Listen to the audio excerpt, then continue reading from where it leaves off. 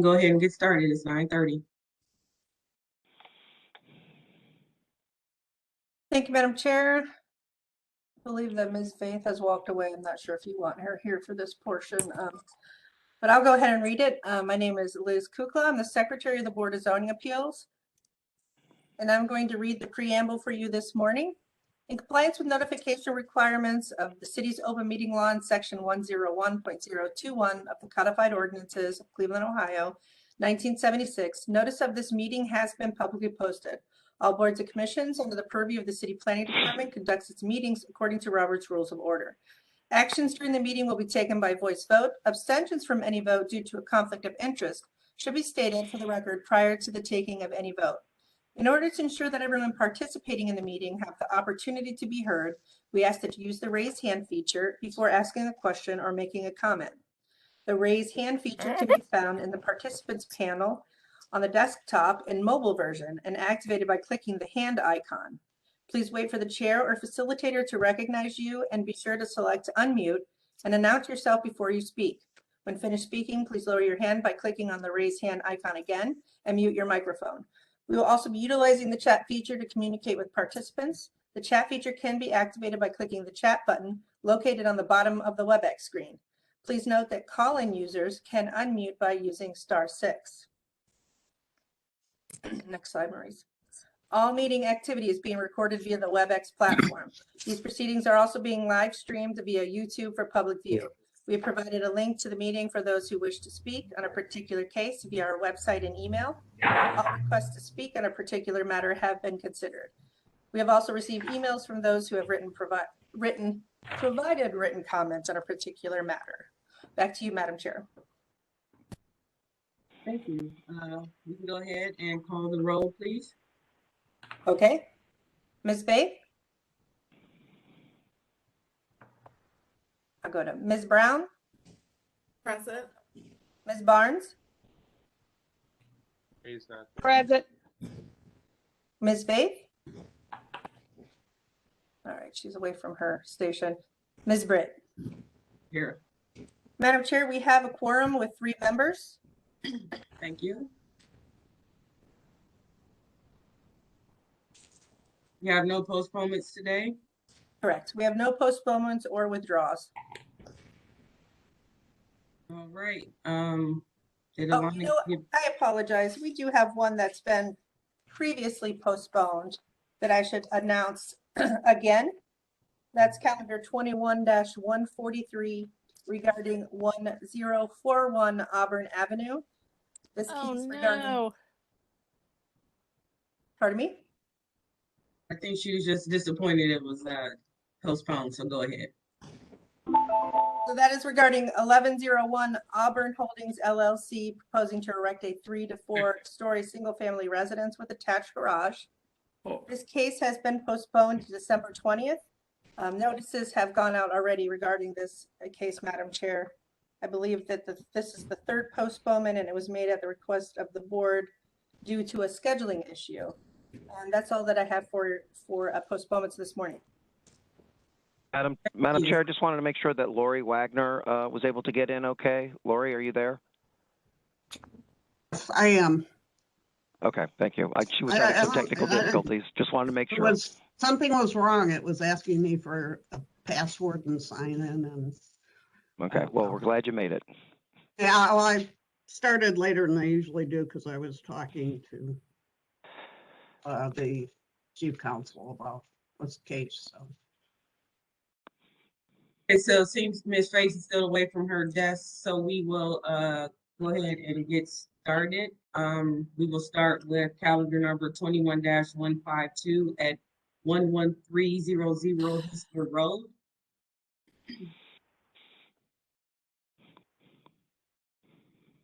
Fort Hessler Property Reorganization LLC owner proposes to erect a new 3-story 12-unit apartment building in an E2 multifamily residential district.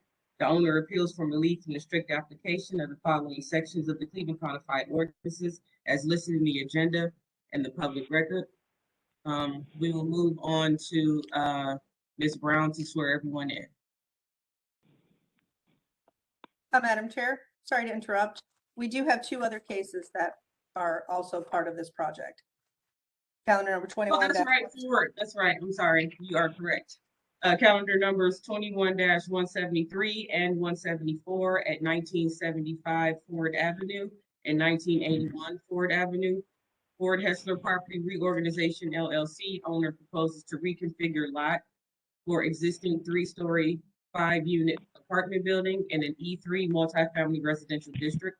The owner appeals for relief from the strict application of following sections of the Cleveland Codified Ordinances as listed in the agenda and on the public record. And the write-up is the exact same for the 1981 Ford property. Okay, go ahead, Ms. Brown. Thanks, Liz. Madam Chair, I am swearing in all who are present for this case. Do you swear or affirm that the testimony you are about to give is the whole truth and nothing but the truth? Please raise your hand. Reply, I do, then state your name and your address. I do. I do. Collier, 2228 Murray Hill Road, Cleveland, Ohio. I do. Blaine Griffin, 11810 Larchmere Boulevard. I do. Janice Cogger, 11305 Hessler Road. I do. Mark Fremont, 11483 Hessler Road. Okay, you have to slow down so we can get everyone's name. So who was directly after the councilman? Janice Cogger, 11305 Hessler Road. Okay, you can go next. Just make sure that the person is done talking before you come in. I think maybe I was next. Mark Fremont, 11483 Hessler Road. Chuck Hoven, 11301 Hessler Road. Gary Gambro, 11322 Hessler Road. Donna Holly, 11307 Hessler Road. What's your name again? Diana Holly. Diana. Donald Pettit, 601 Lakeside Avenue. I do. Laura Saraki, 11303 Hessler Road. I do. Freddie Collier, 601 Lakeside Avenue. I do. I do. Debbie Berry, 10831 Magnolia. Barbara Wiltshire Norton, 11305 White Park Avenue. I do. Councilmember Kevin Comwell, affirm. Donald Dura, 11309 Wade Park. I do. Sherry Callahan, 10821 Wade Park. I just want to interrupt. We are swearing people in for the current cases on Hessler, not for the other cases. Just so you realize. Yeah, thanks, Maurice. I started hearing Wade Park. Yeah, we're only for Hessler right now. Paulette Colorocchio, 2228 Murray Hill Road. I do. Ann Kaufman, 11415 Hessler Road. I do.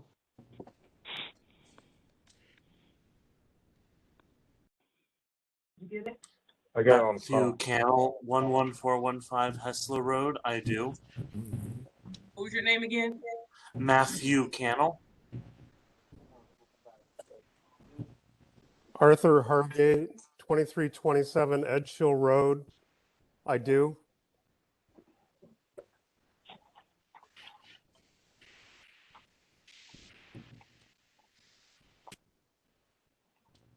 Go. Russell Baruch, I do. 19942 Chagrin Boulevard. Alexis, I do. 3558 Lee Road.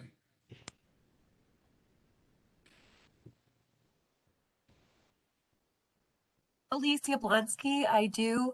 10831 Magnolia Drive.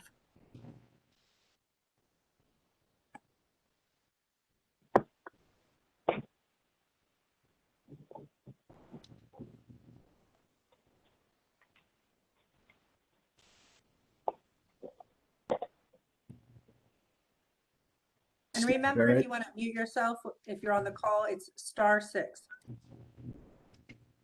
Okay, Madam Chair.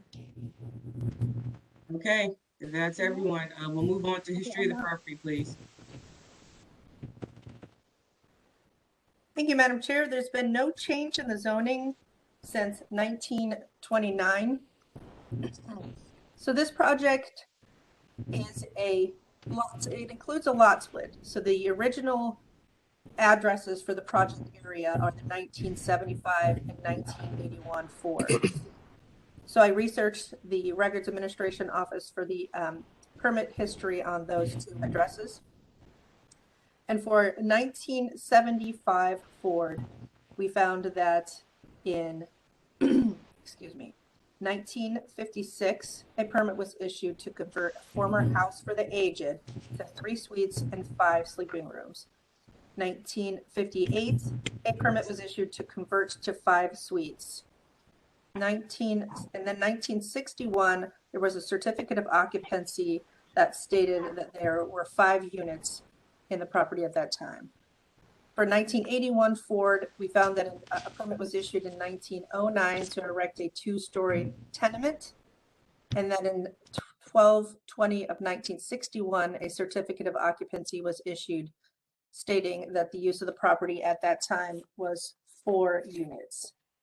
And then, Madam Chair, I believe that the most pertinent information that we found in the recent history is that at the address of 1975 Ford, a permit was applied for to demolish a 1-story garage, and permit for that is still pending issuance. That's all that I have that's relevant, Madam Chair. Thank you. Lori, legal standard, or I don't know if you want to do that before. Before I do the legal standard, I wanted to make a statement. Apparently, somebody was trying to take material to board members at their private residences over the weekend. I know of at least 2 cases, maybe all of them. It is not, I have to instruct the board, it's not appropriate to consider anything except material that is presented at a public meeting. The idea would be that everybody can hear what has to be said. The developer can hear what the neighbors say. The neighbors can hear what the developers say. I think it was inappropriate and kind of felt like threatening to maybe some of our board members, although I'm sure that wasn't the intent. And there was also material sent to the law director last week, which discussed issues regarding Planning Commission and Landmarks Commission. And I just say that instruct the board that that's not, none of the, if there were mistakes at Planning Commission or Landmarks Commission, and I don't know that there were, but if there were, that isn't something that's within the jurisdiction of this board. So please ask everybody to limit their testimony to the issues before the board, which are the variances. And I will talk about the legal standards for those in just a minute. But this board has no jurisdiction to consider other boards or alleged errors that were made.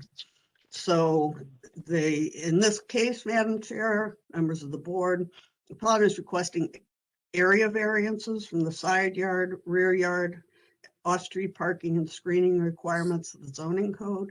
To obtain the area variances, appellant must prove that denying the request will create a practical difficulty not generally shared by other land or buildings in the same district, will deprive the appellant of substantial property rights, and that granting the variances will not be contrary to the purpose and intent of the zoning code. And I would just ask that all the people who want to testify would limit their testimony to these particular issues, which are the side yard, rear yard, off-street parking, and screening. Thank you. Thank you, Ms. Wagner. Before we get started, I do want to reiterate what Ms. Wagner just said. That your testimony today, when you get called upon, will only be toward the variances that are listed in this case. We will not be doing any personal attacks. I don't want to hear anyone's personal information. You cannot speak until you are called upon, so do not interrupt anyone as they are talking, unless it comes from me or the facilitator of this meeting. We will try to keep it respectful and make sure that everyone gets a chance to speak. I will tell you that we have a hard stop today due to some scheduling conflicts with board members.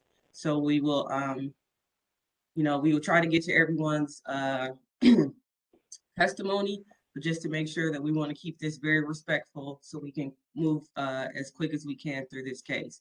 If I feel like anyone is getting beyond the variances and you're going into a different direction, I will stop you. So I just want to make that clear. So who's the spokesperson for this case? Me. Russell Baruch. Russell Baruch. Okay, go ahead, present your case, please. Thank you very much.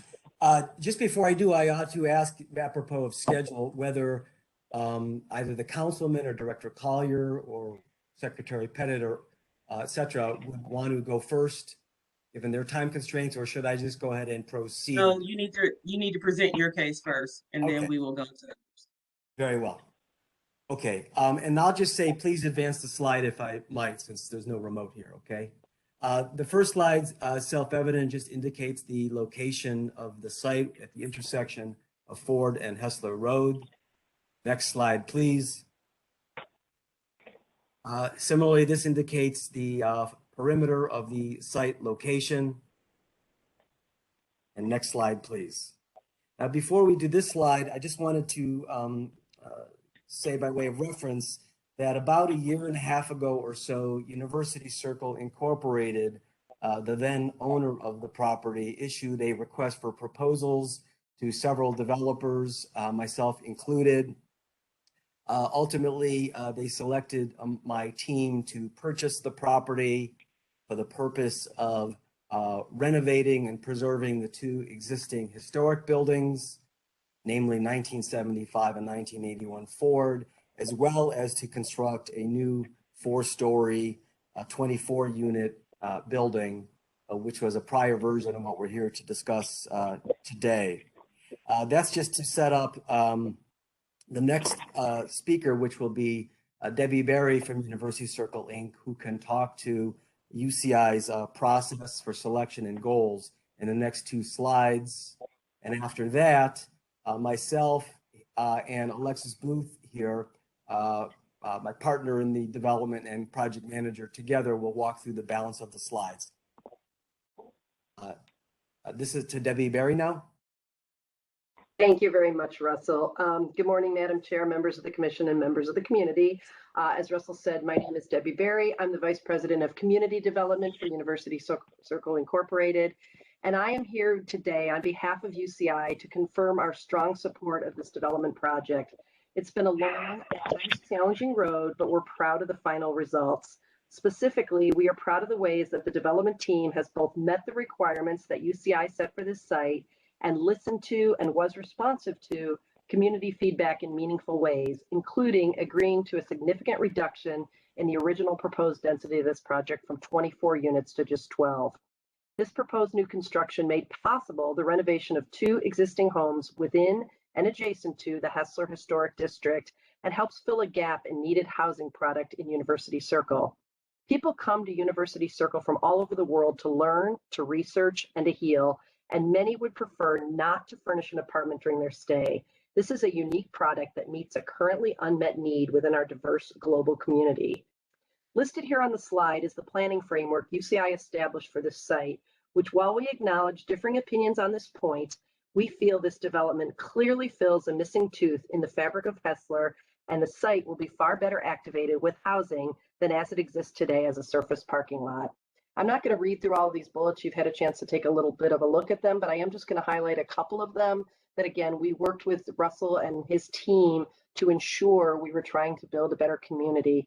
I just want to note the second bullet that we are looking to align the building's setback to the neighboring Hessler properties, maintain verticality within 2 floors of any neighboring property, and incorporate design cues of neighboring properties such as balconies. These were all very important design guidelines that we feel Russell and his team have met. Go ahead to the next slide, if you would, please. I also just wanted to share this statement of support for this redevelopment project and note that UCI selected and supports the Baruch Development Partners team to create the future of this development site. We feel that additional residential density in this area will enhance neighborhood vitality, support existing retail, promote walkability and public transit ridership, increase safety, and we feel that they are committed to maintaining a high level of operational and management standards at this property itself. The variants requested for this project are necessary to build the project proposed, the form of which was unanimously approved by the Landmarks Commission as being appropriate for the fabric of this historic street. We are a neighborhood that is well served by transit and a place where residents live within a 20-minute walk of school, work, dining, and services. We hope that developments will continue to look at the broader picture of transportation, including easy access to alternative modes of transportation like the Health Line and the Red Line, as well as taking advantage of existing parking facilities that have capacity, as is the case here. To the extent that residents that live in these properties do have cars, we have an agreement with the development team to provide up to 20 spaces in the Ford Road garage immediately across the street. I want to thank the Board of Zoning Appeals for your consideration today and thank the project team for their great work on this development, including the historic reservation of 2 existing properties on Ford Road, which UCI just highlighted with a Building with Circle award at our annual meeting. I'll now turn it back over to Russell to continue to review the specifics of the variances needed for this project, which we are once again proud to support. Thank you. Can you forward to the next slide, please? Okay, we could go somewhat rapidly from here. This slide shows again in a more lucid way the perimeter of the vacant site behind 1975. That's the subject for the new building. Next slide, please. And this one shows in pink the footprint of the proposed new building and how it fits with, is consistent with the rhythm and pattern of other structures on the street with respect to setback and alignment. Next slide, please. Oh, thank you. This image shows towards your right an elevation of the 1981 two-story building. Construction on that is happening as we speak and nearing completion. The building, and next slide, please, actually. Right, shows the building to its left, 1975 Ford, a little more clearly. That building has recently been completed with the renovation. We have a few little items to go, but that's come out very, very nicely. So by January, we'll have all the final punch lists done on 2 of these existing buildings, and the preservation and adaptation, I think, has come out very, very well indeed. Next slide, please. This one shows the vacant parcel behind 1975 with the curb cut off Hessler from 2 different vistas. Next slide, please. Just a shot of examples along Hessler of setbacks and driveways and proximities of the homes by way of adjacency, some context. Next slide, please.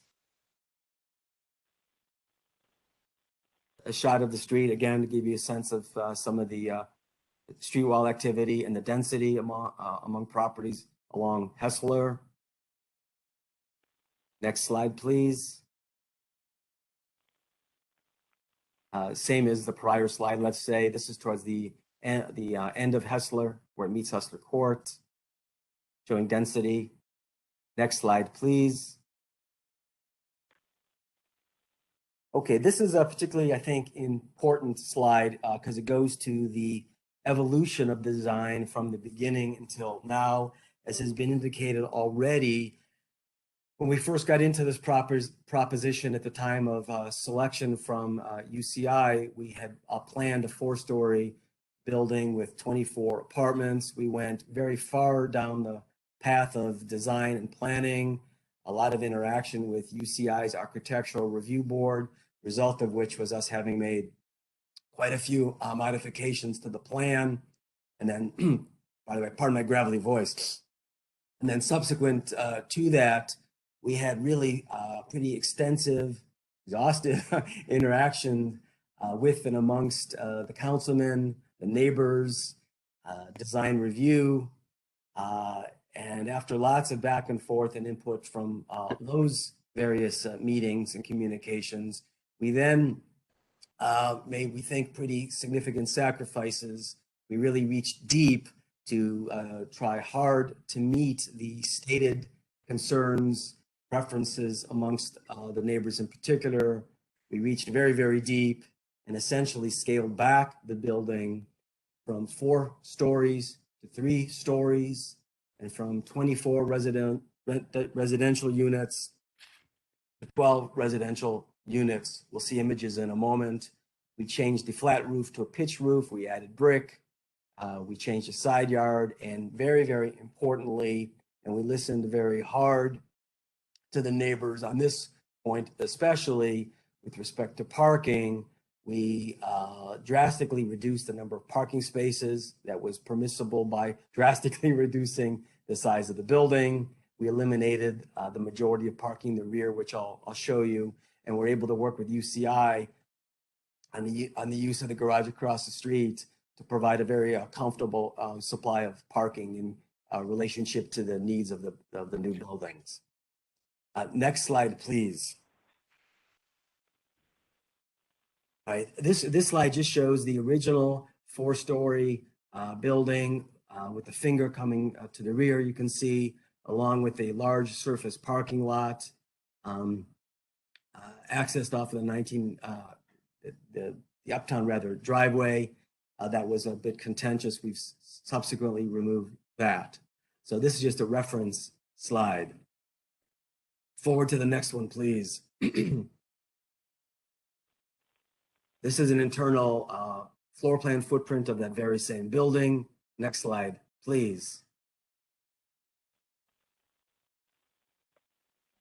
This is an elevation or 3 different perspectives of the original 4-story 24 apartment building before we scrapped it in favor of the smaller project. Next slide, please. Again, this is an important slide. The top half, if you're looking horizontally, shows the original site layout that you saw a moment ago, and the bottom half shows the final site layout that was approved by Landmarks Commission. Notably, that little finger or appendage, if you will, of the building from above is now gone. There's contiguous on-site parking that's depicted, and there is, of course, the elimination of that surface lot altogether. Next slide, please. This is just simply a closer look at that very same site plan in the prior slide, showing you the parking, the relationship to the building, the setback dimensions. Okay, next slide, please. This is a footprint of the new building, which has 4 apartments per floor versus the 6 apartments per floor under the original incarnation of the proposed project. Next slide, please. Okay, at this juncture, I'm going to ask Alexis Booth, the project manager and partner, to address the next slides. Thank you, Russell. So this is just another just another look at the front elevation after all the changes that we've made. As Russell said, we went through numerous amount of changes to get to this point of really listening to both the community and to the various boards that we presented to. Next slide. Just this is a side view from one side, and then the next slide shows the other side. Just to give you an idea of the building that we're looking at. You can go ahead to the next slide then. This just gives you, in case you were curious, shows you how the height of the building relates to the neighboring buildings. You can see we're very close to where we're at with the neighboring buildings to the left and to the right. slide, you will see that we are the building across the street from us in the next slide, please, is taller than us. You've got a 5-story building there. We are proposing a 3-story building. Again, originally it was 4 stories. We went down to 3 stories. I believe 60 feet is the allowed maximum height within this district. We are well below that, so no variances are required for height whatsoever. Next slide, please. And just to, this kind of shows you how the building will appear once it is completed, how it fits into the fabric of the neighborhood very nicely.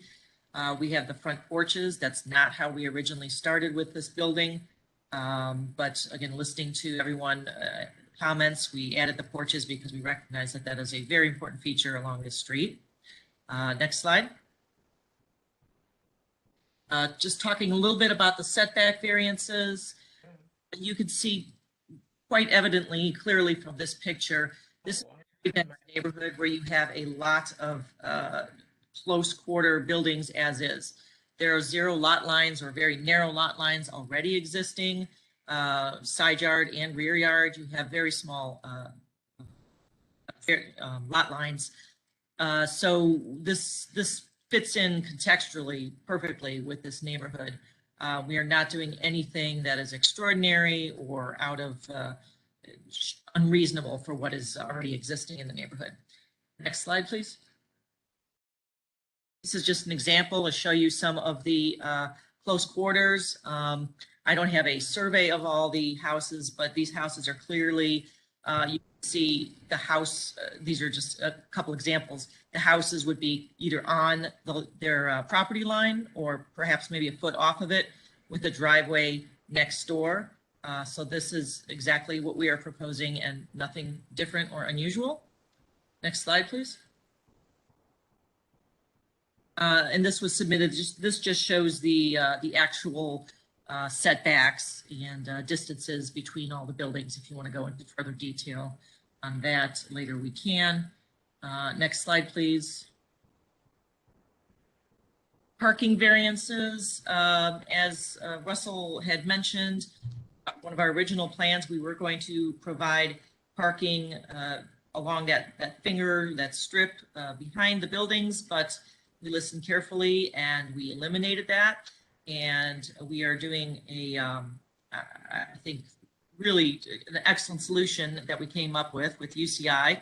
As mentioned, we have 20 spaces that are guaranteed across the street, Ford parking garage. That is, so there's 20 spaces right there. We have at least five spaces behind our building.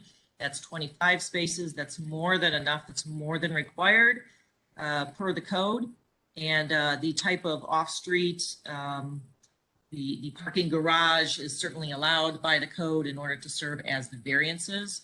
As we also discussed, we're trying to make this continue to make this a walkable neighborhood and limit the number of cars that are in the area. And I think of all the tenants that we currently have in the two buildings, I believe only 2 have cars. That is very representative of what these types of tenants bring. They don't use cars, they walk, they bike, they use public transportation. And I've also taken the liberty here to show where the closest Healthline bus stops are, which are within a block, and which I use actually myself quite frequently. And right in front of our Ford buildings is a Circle Link shuttle stop. So there is adequate public transportation and more than adequate parking allowed so that we can keep parking away from Hessler, which I know is a major concern. Next slide. This references, I included this slide because there is a reference, there is a variance that's indicated to be required for screening of parking spaces from adjoining lots. I was a little unclear as to what adjoining lots this was referring to. If it was referring to the 1981 adjoining lot, which is our property, this is the back of that building. So there is in essence already screening provided there by this rear buffer. As you see, there's a deck back there with steps and porches. And the back of that building, in case anyone is concerned, there's no bedrooms back there or anything like that, so there's no concern about parking lights shining into the building. That is the only thing that I could see as being the existing, concern with screening the parking. If there's something else that was being referred to with that variance request, then we can certainly discuss that, and we'll do whatever is necessary. And with that, I will give it to Russell. Actually, go to the previous slide, please. This one we don't need. Thanks. I'm just going to perhaps for our side wrap up with two remarks. One is, in addition to, we hope, having tried hard, adhering to good urban design principles and practices in conceiving the project and refining and adjusting it to what you see here today to fit very well. It's also very important that the ability to build it happen insofar as, in working with UCI, the reality is other developers, and there's the temptation would have been there, would be to think about demolishing the two existing buildings. Retrofitting old buildings is tough. And so baked into the cake for us was the necessity of being able to construct a new building on this fallow lot as part of the plan and also part of the economics to enable the feasibility of preserving and restoring the 1975 building and the 1981 building. It's all of one piece. And the second remark is a little bit different here. The neighbors have expressed ongoing and, for the most part, legitimate concerns about construction impact that a new building in particular, even more than the two existing buildings, could cause on the street and to the neighborhood with respect to things like sewer system capacity, the condition of the bricks along Hessler, and how staging happens. I just wanted to acknowledge those concerns. This is a tight, tough site. There is always a way, and we have a lot of work to do. So after the variances are in hand, amongst other things in furthering this project, we can then begin to dive deeply into the details of site engineering, construction, logistical planning, and the like. And at that time, we'll be more than happy to come back and present options and recommendations to the neighbors with acknowledgement of those concerns and site realities. With that, you have my thanks for the time and the consideration. Thank you, Mr. Baruch. Debbie Berry, did you have anything else? Did you have anything else that you needed to add before we move on?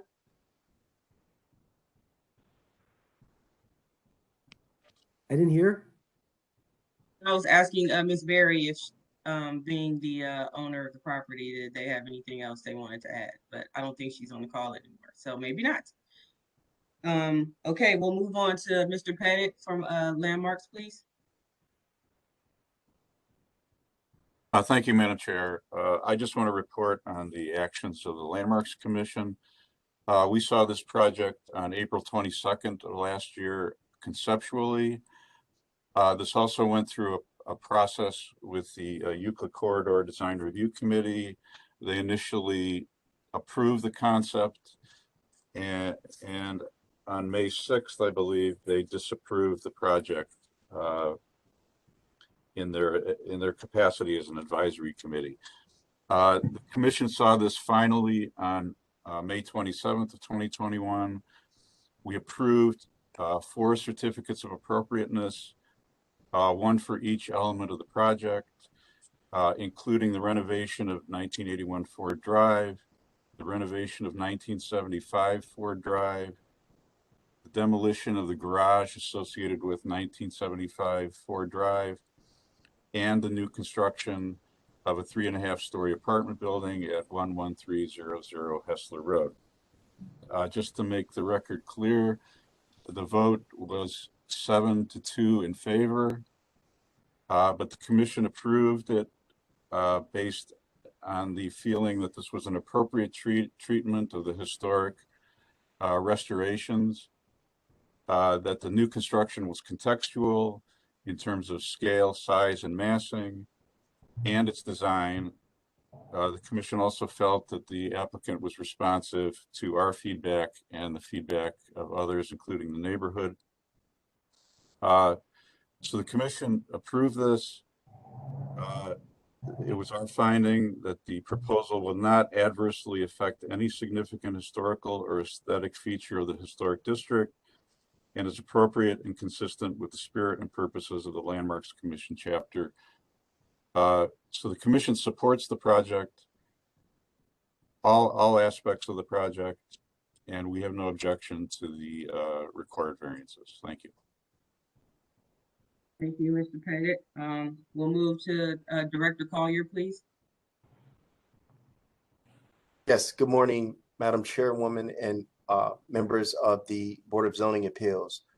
Just expressing our support from City Planning with respect to this particular project.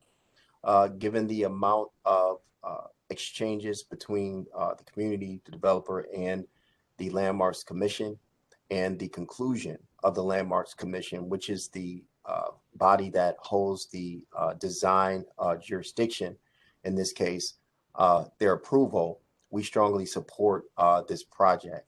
There are a couple of reasons why we support the project.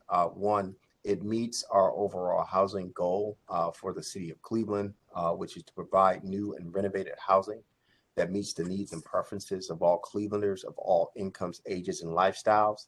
And it also supports several policies. One is alternative housing, where we are attempting to attract residents seeking an urban lifestyle by offering alternative housing types.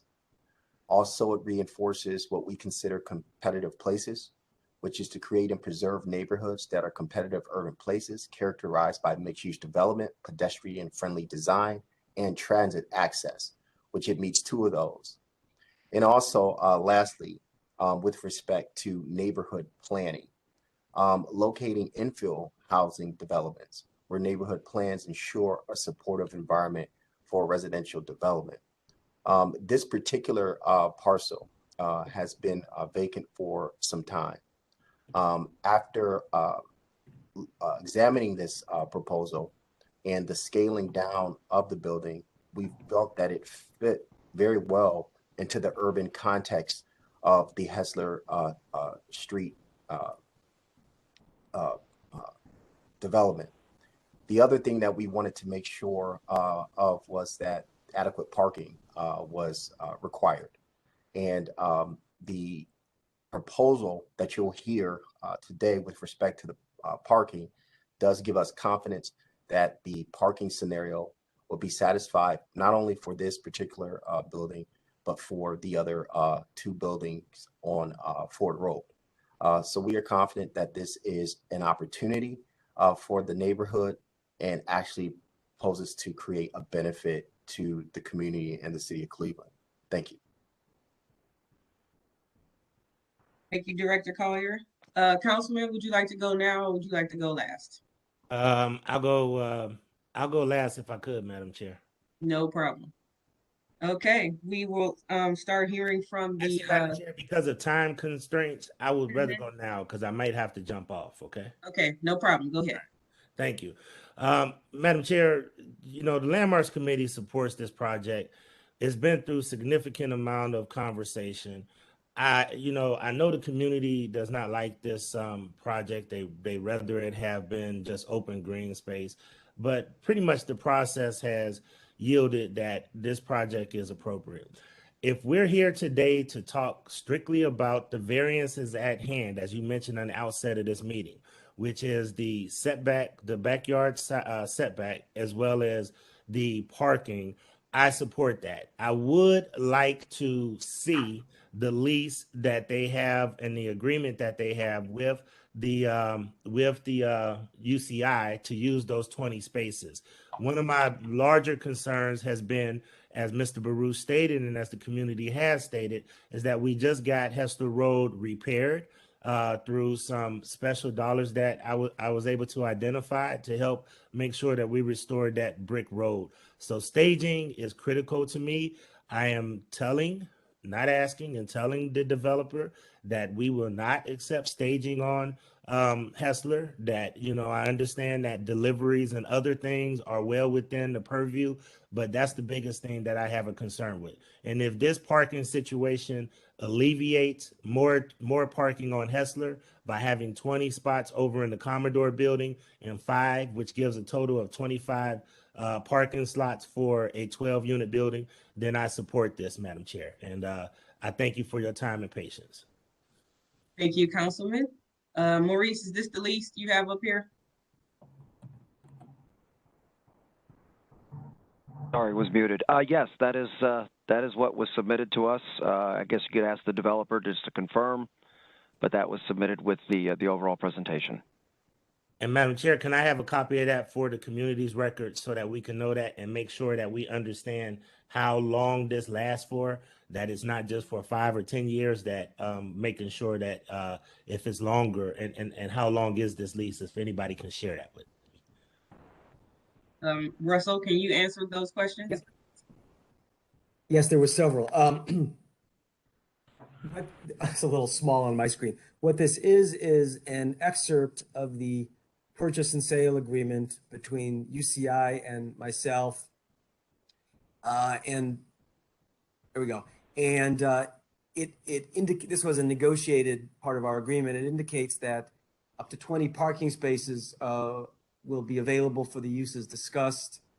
This runs with the property over the long term.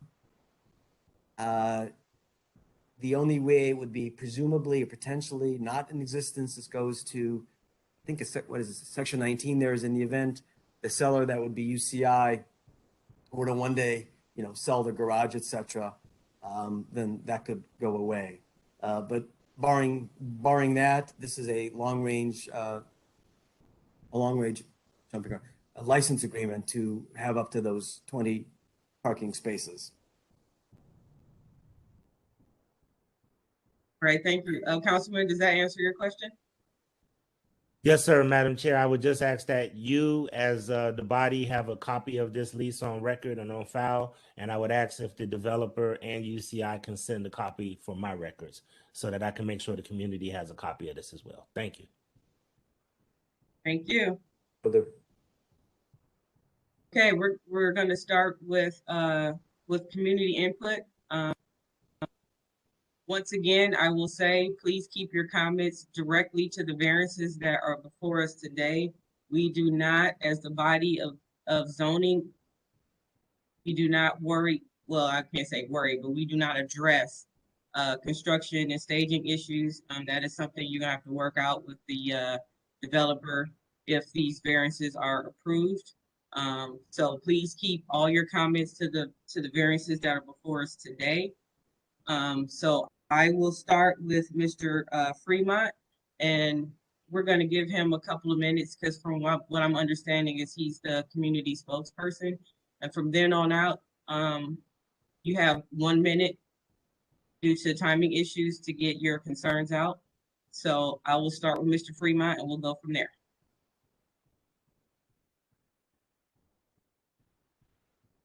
Let me use the slides as well. Are you able to hear me? We can hear you, but please keep it to the variances. We will. Okay. Can we go back to the beginning of the slides, please? And Liz, you have the timer ready? What slide do you want? I had it wrong. I think we're just looking for like the overall street plan, which is basically the context. So way at the beginning, I think. Madam Chair, while we're looking for that, are we giving him 2 minutes? giving him 2 as the neighborhood spokesperson, and everyone else after will get 1 minute to speak.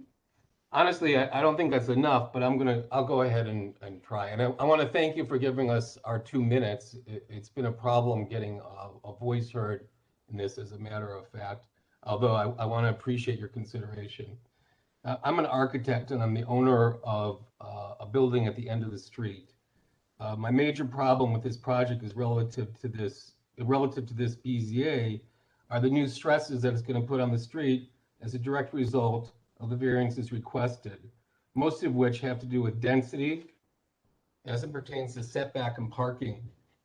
As a landlord on the street, I can tell you that we're directly aware of the problems that exist on the street as they pertain to garbage, parking, service trucks, including Amazon and UPS trucks that happen. It's a dead-end street. Further, as a stakeholder, we believe that the variances requested by this applicant should not be allowed because there has been no demonstration that the current zoning regulations have caused unnecessary hardship at this site. I mean, does trying to maximize the density on a site in contravention of zoning laws constitute that there is an unnecessary hardship caused by the zoning? We don't think so. There are no special conditions or circumstances that exist at the site that are peculiar to the land or structures involved. No exceptional irregularities, narrowness, shallowness, or steepness on the site exists. In fact, the variances required are only the direct result of unusual planning decisions by the applicant in direct contravention of the zoning. The previous owner and this developer, both who talk about being a team, but both are, especially the previous owner, are very conflicted about this. They're the seller, and they're also supposed to be representing University Circle, as well as speaking at this board, frankly, more than we can. We're well aware of the zoning restrictions for the site, and the site was purchased with that knowledge. The issues that require variances should be understood as self-imposed. That's time, Madam Chair. Sorry? That's time, Madam Chair. Thank you. Mr. Fremont. Just another couple of minutes. Madam Chair, could I make a statement, the law director?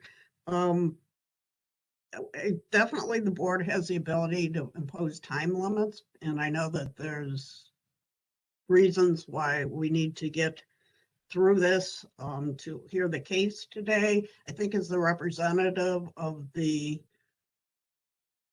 neighborhood, though, it might be appropriate to allow Mr. Fremont a little bit more time, not cut him off right in the middle. Yeah, no, I was. And later on, you can ask other people if they're making repetitive points or something to tone it down. But I think from a legal perspective, he should be given the opportunity to make his statement. No, I was just going to say I was going to give him more time. Okay. It seemed like Thank you very much. I'll keep it directed get to through what he needed to get through. So continue, the Mr. developer Fremont. I appreciate it. Thank you, Madam Chair. The developer has had many opportunities to review their planning for this project and to address the neighborhood's objections, yet has refused to make satisfactory modifications to their planning that directly causes these variances that are the subject of their request. For instance, if you can turn to the slide, I think it's in the 30s. It's 37 there. Slide 37. For instance, note this picture. This is the view that a resident or anybody coming to Hessler is going to see when they come down the street. This blank westerly facade is what is proposed to greet people as they enter Hessler Road and approach the site. The need for a zero lot line and the resultant lack of windows on this important facade, which the developer will tell you is the outcome of fire resistant requirements of the Ohio Building Code, should rather be understood simply as an attempt by the developer to A, maximize and get as many units as possible, and B, introduce a type of residential unit that is peculiar to the site in its size, pattern, and use, and lack of fenestration. There's no windows on this facade. I hope you are seeing that. We're looking at something that's very foreign to Hessler Road. The developer could place the property line where they want, and even in such a way that the Ohio Building Code would allow for fenestration on this side. It may mean a different type of unit or quantity of units, but it could be done. This issue is self-imposed. The local design review committee had rightfully objected to the architectural problem and had other concerns about the project, including its scale relative to its neighbors, and they were never resolved. Mr. Pettit indicated that in the way he described the processes. Still, it may be that the applicant may be able to get a reasonable return and beneficial use of the property without the variances requested. For instance, there are other developments on the street that seem to get similar number of units for similar size of lots, etc. Nevertheless, the developer and previous property owner, UCI, both knowledgeable participants in the development process in University Circle, will be more able to answer this question had they not decided to ignore the results of their questionable planning.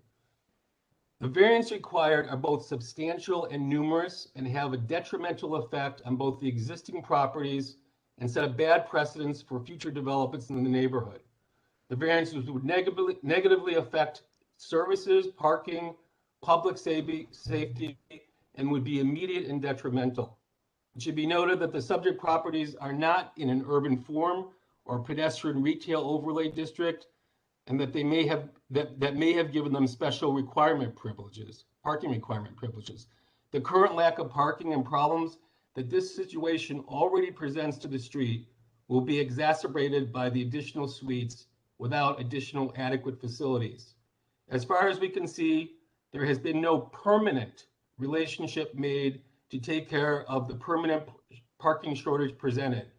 Further, it does not appear that the properties in question are in an urban form, as I said. And one more thing, the current zoning does not take into account situations where a suite, as happens in some of these buildings that have recently been developed on Hessler, may consist of unrelated parties, all of who need parking. So for instance, one suite may have 4 unrelated parties, all of which need their own car. And so all in all, it is my feeling that this kind of additional stress causes a reduction of the value of our property on the street. It has been determined by the Governing Design Review Board that which is Euclid Corridor, that this project was not appropriate for the neighborhood. It was never resolved.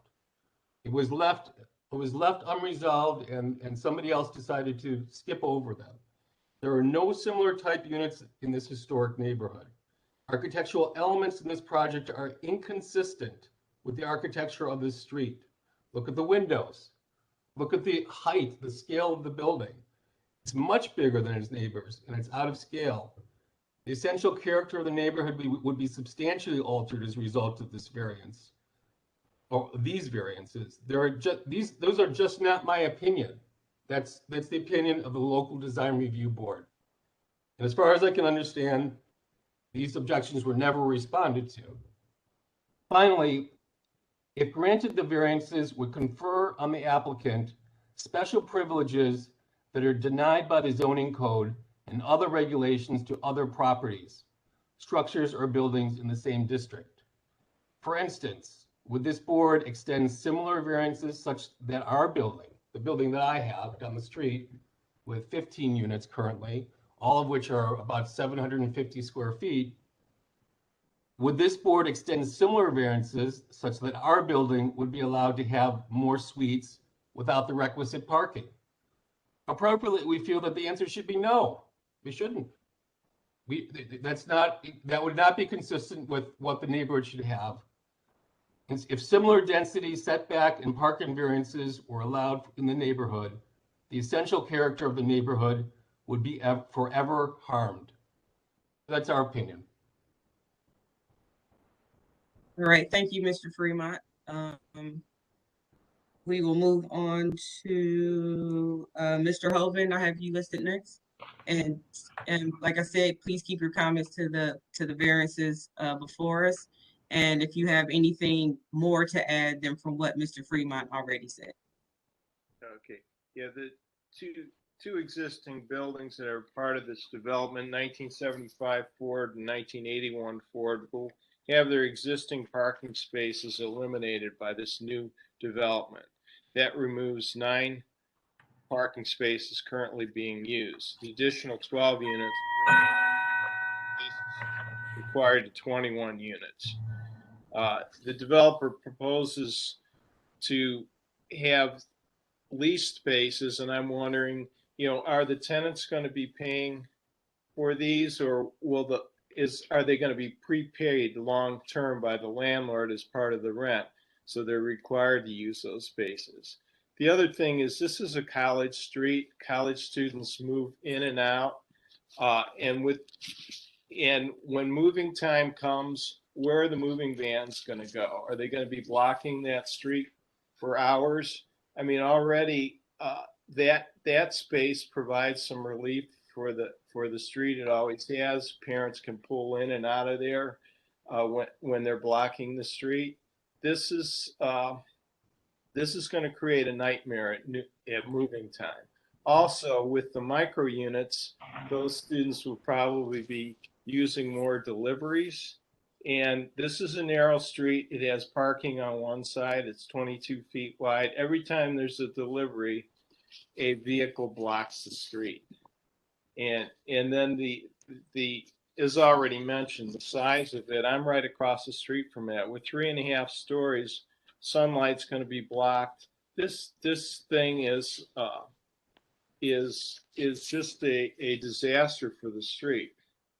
And it is a backyard, and we had hoped that it would be used as a backyard, and there's no reason why it shouldn't be used as a backyard. They could put picnic tables back there, have something nice for the students that live in those two front buildings. And Bruce's building down the street, he rents multiple by the room, and our understanding is he's going to do that in 1981. So 4 suites become 16 rooms rented. And what does that mean for the population and the number of cars potentially? And it's just not adequate. And when you consider students all graduating, maybe a quarter of them are going to graduate each year, when that moving week comes, it just creates havoc on this street. And there's people throwing stuff out. There's big piles. And where are the trash containers going to be for this building? How are they going to be coming in and out of that narrow driveway? How long will the street be blocked every time they pick up? There's all kinds of considerations that aren't being addressed by this project. It should remain a backyard. Thank you. Thank you, Mr. Hogan. If these variances are granted, Russell, I'm sure you probably heard this before, but just make sure you're writing down the concerns of the neighbors as they come out. I have Ms. Holly on the list next.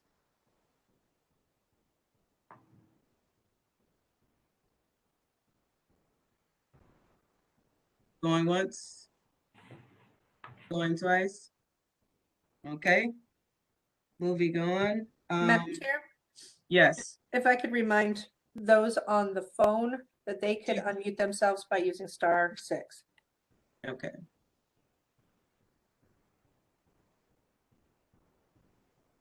All right. Okay, next I couldn't hear the last name, but I have Laura next.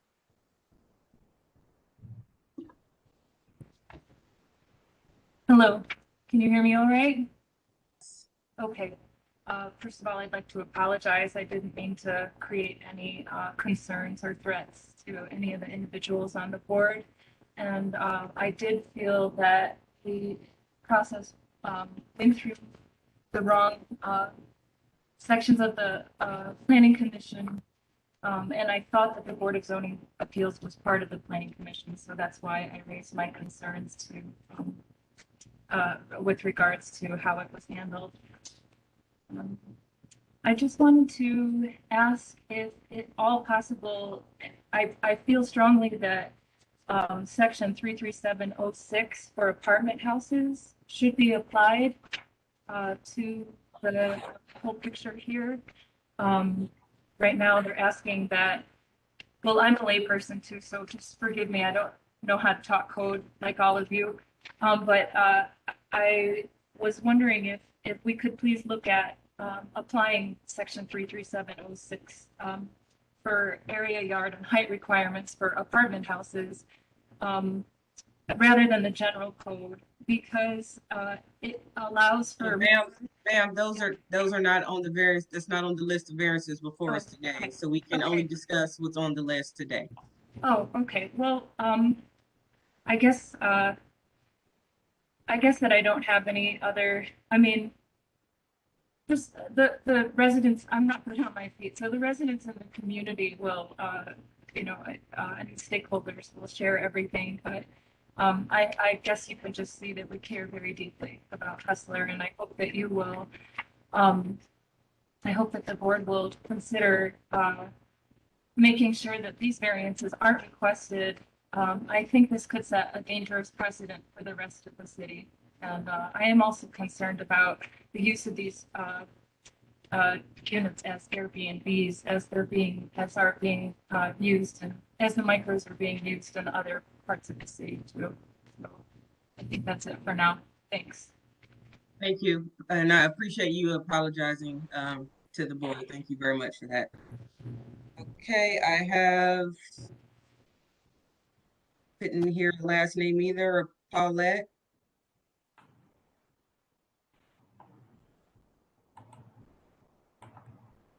Paulette, are you there? Okay, no Paulette. I have Matthew listed. Hello. Hello? Is this Paulette? Okay, maybe not. Okay, we'll move on to the next, and if she can chime in, she can. I have Matthew. Yes. Hello.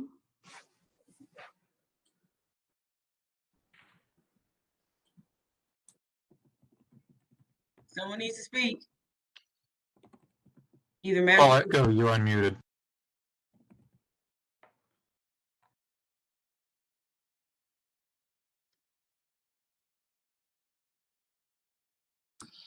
I'll speak. I will say that parking is a large issue to that particular part of the variance. And is this Matthew? Yeah, Matthew. Okay.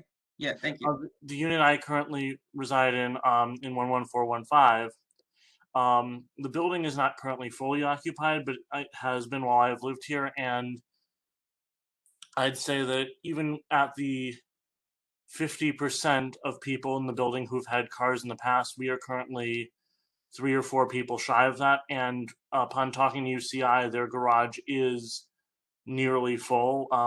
When someone else in the building tried to reapply for their permit, they were informed that there were less than 20 spaces available. I'm not sure if this is accounting for or not accounting for the 20 spaces in reserve for this new unit. But I do know that parking is a substantial issue, and that the people routinely park outside our building where there is no parking allowed, and frequently results in ticketing and towing, just due to the sheer lack of parking in the area. Okay, thank you. Who do I have next? Janice? Yes, my name is Janice Cogger, and I'm lived at 11305 Hessler Road for 34 years. And as a member of the Hessler Housing Co-op, I'm an owner of the property.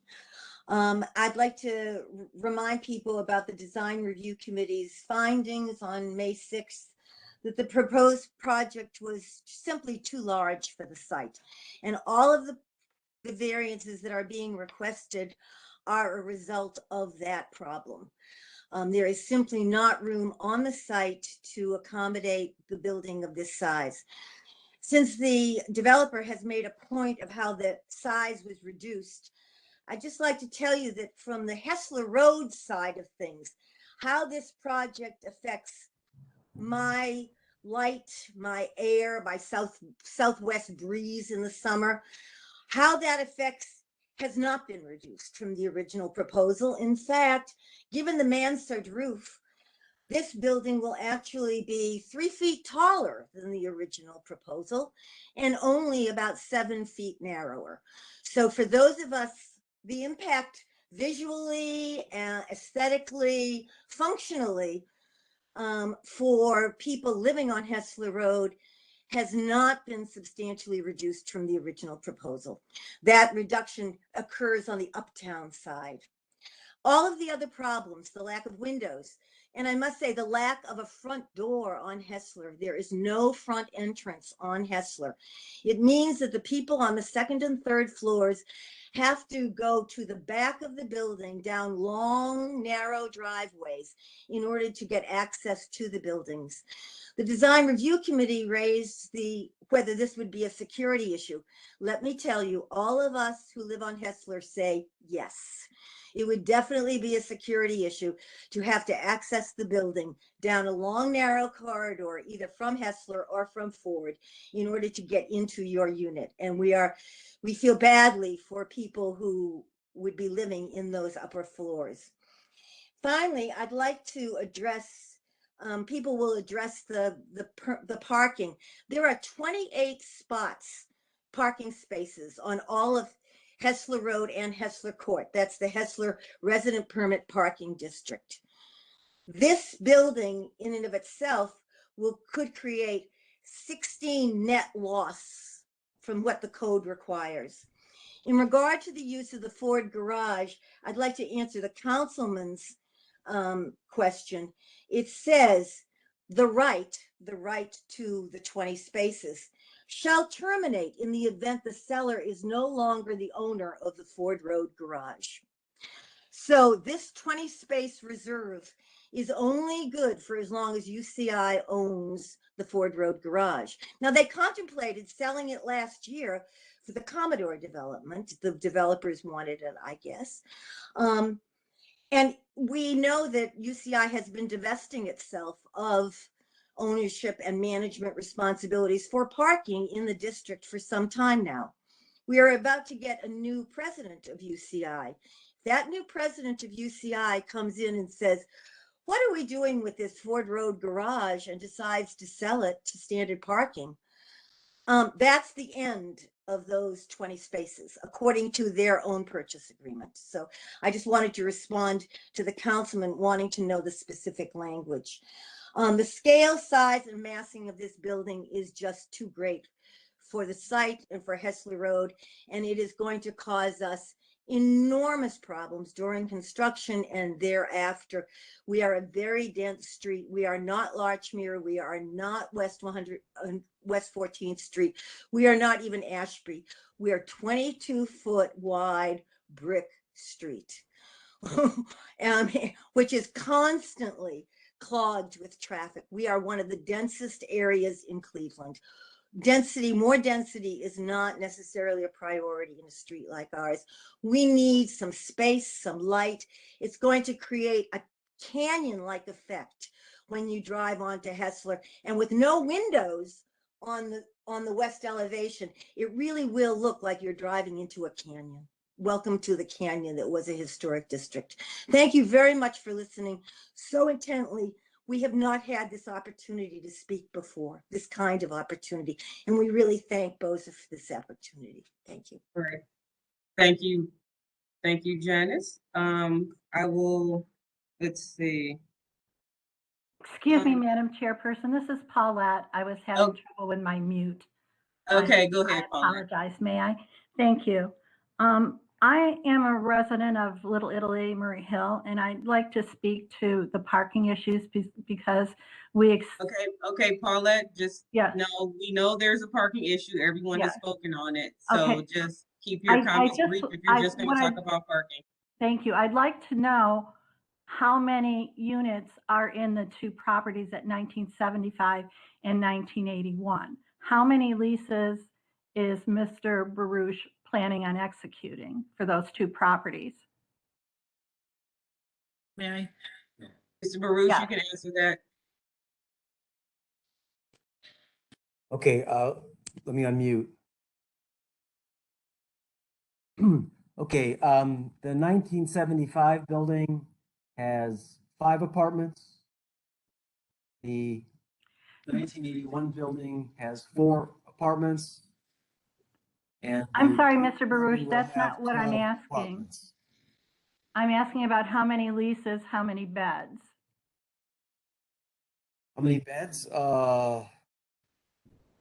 Same number as we have now. But that's not how many people, because they rent by the bed and not the unit. I know the code says it's required by the unit that the parking spaces are per unit, but that's not what is being done on the Ford Road property.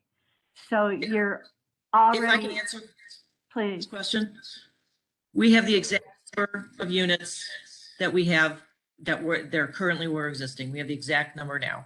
We have the exact number of people that we had before. Someone stated incorrectly that we increased 1981 from 12 residents to 16. That is incorrect. There's 12 residents going to be in that building. Whether or not that if they're rented by the bedroom or the unit, it's kind of immaterial. They all, if they do come together and they live in a 3-bedroom apartment, they all know each other. Whether they rent it by the bedroom or the apartment is really irrelevant to this conversation or to their. Well, actually, it increases the number of people that would be vying for parking spaces. So that's the point I wanted to make. And that's what I see here as a homeowner in Little Italy, that the parking spaces are at a premium because they've been oversold. This developer, when the original street was built, people didn't have cars the way they do today. And this developer had a chance to rectify that. If you look at the plan that's up, he originally proposed additional land back by Uptown. That's all gone away, and there's only 5 spots for the 12-unit building. Whether people rent a car or whatever, those spaces are not sufficient for the property. New development has a chance to rectify the building code and not put more of a burden on the homeowners. Thank you for your time. Bye-bye. Thank you. Okay, let's see who we have left. Who's been? That is me. I will be quick. I just have 2 things to bring up. One of which is for UCI for that parking lot. The last time I was in that lot, there were a total of 3 empty spaces in the permanent parking zone. Are you going to be bumping people out of the zone in order to give up these spots to the Ford project?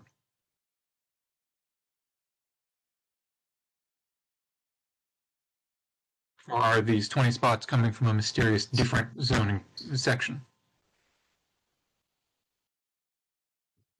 I'm sorry, is this a question for UCI? Yes. It sounds like it, but I think UCI is not on the call anymore. All right. Well, it's involving those 20 deeded spots that the tenants would pay for. There's not 20 open spots in that lot.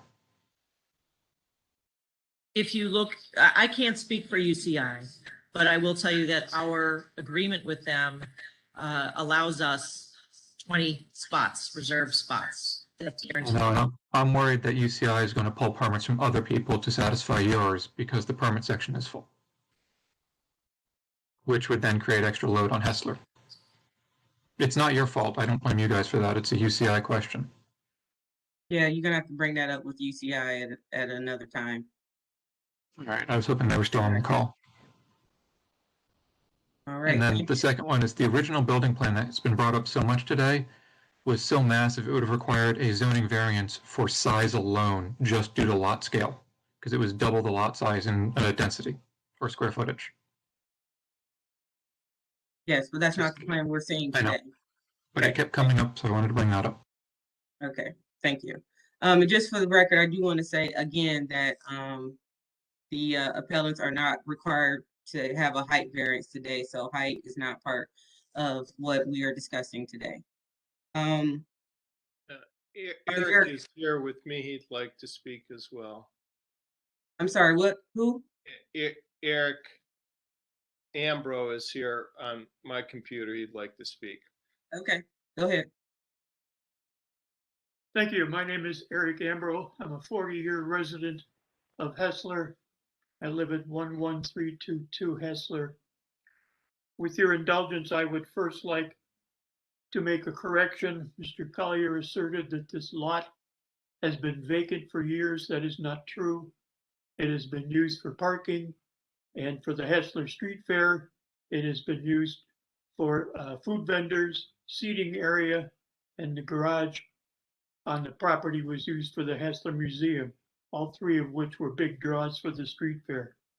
In terms of the Ford garage, the board is in receipt of a letter from Patrick Holland, president of the Hessler Neighborhood Association, wherein he reminds you that section 349.05B states that the separate lot upon which such accessory parking facilities are provided shall be in the same ownership or control as the building or use to which parking facilities are necessary. The Ford garage is owned by UCI, not Ford Hessler Property Reorganization. So the existence of parking in the Ford garage is irrelevant.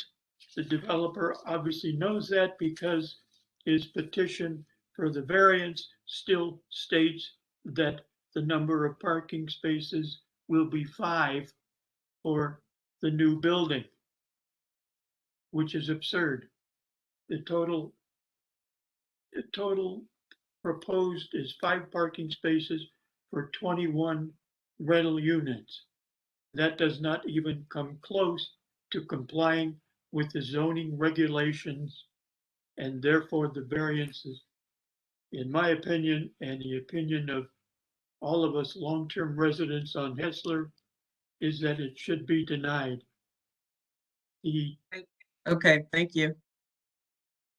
All right, Alexis, I know you want to quickly address that, and then we'll keep moving. Yes, sure. Thank you. And I appreciate you bringing up that section 349.05.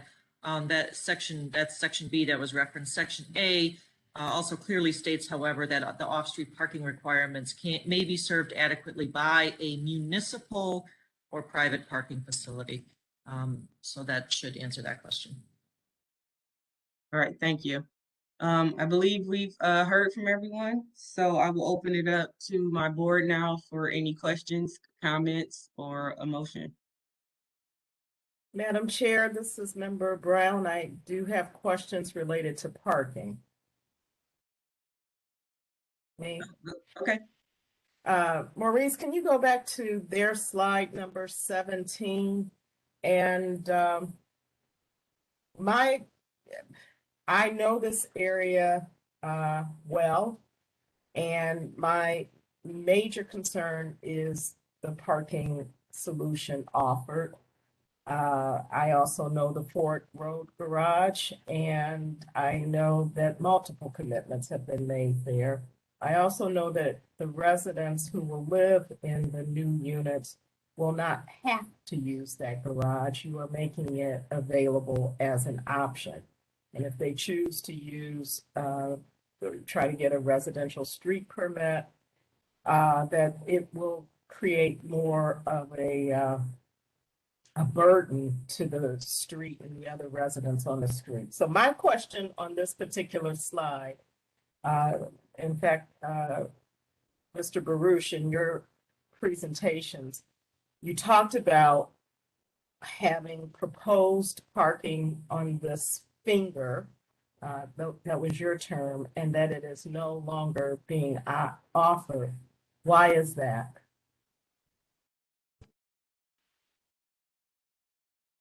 Okay. Why did you eliminate the adjacent parking on the finger? When I said finger, I mean, I can't point, the finger of the physical building. What's this gray area that's on the layout at the top of slide 17? That's what I thought you meant, the finger. Yes, sir. Oh, why that long lot, you mean to say? Yeah. Well, very simply, we removed that in response to pretty strong, vigorous, and ongoing complaints by the neighbors. Simple as that. And that was one of the drivers of us downscaling the building. And just, so that's that. The So other it thing becomes green space dedicated and owned by and for the use of whom? that, what is shown in the original site layout image on the top half of the screen is a parking lot is now kind of the hill, as you know, that's greened up, that appears to be the extended rear yard of the homes, but in actuality is owned by whatever the LLC's name is, I forget, of the Uptown project. Oh, it's not owned by you. Yeah. Correct. And Correct. you can't get access to that for parking? No longer. Like I said, we dropped the whole pursuit in response to strong neighborhood opposition to that lot, period of discussion. Madam Chair, can I give a Okay, little I'm bit more not trying to Very solve it, and sorry, I'm not supposed to try to solve it, but I think the parking solution as proposed is not workable. I think it creates more of a burden to the street, and that's my concern. Well, Councilman, did you want to say something? Yeah, Madam Chair, just to give a little bit more background, part of the anxiety that the Hessler folks have is that there were a lot of promises made during the Uptown development that were not followed through. One of the things that they feel that they were let down about is that that area was supposed to be dedicated green space with trees. It was supposed to be screened off, and a lot of those things never happened. So one of the things there were about 4 different meetings that they had with the residents. The residents really were not in favor of having that parking space in that area because of their concern about making sure that they had proper green space and other things for those adjacent properties. And that's how it got to that point, just to let you know. And also the one at the top that was the original project, and it has since decreased from 24 to 12, correct? Okay. Correct. Yes, I wasn't talking about the building, but just trying to understand that gray area that reads as though it's parking. But No, that was also for me too, Ms. Brown. So that wasn't just, I just wanted to make sure, this yeah. developer, and so that is the answer, and I appreciate that. I think it's unfortunate, though. It would have been a good solution. Thank you, Ms. Brown. Do you have any other questions? I do not. The parking is my primary concern. I appreciate the reduction in size, but you're eliminating parking from the existing buildings and not providing enough with the new one. And I worry that the garage across the street, though, is a nice idea. It is not a real solution in my judgment. May I just talk to that for a second? Just add one clarification comment.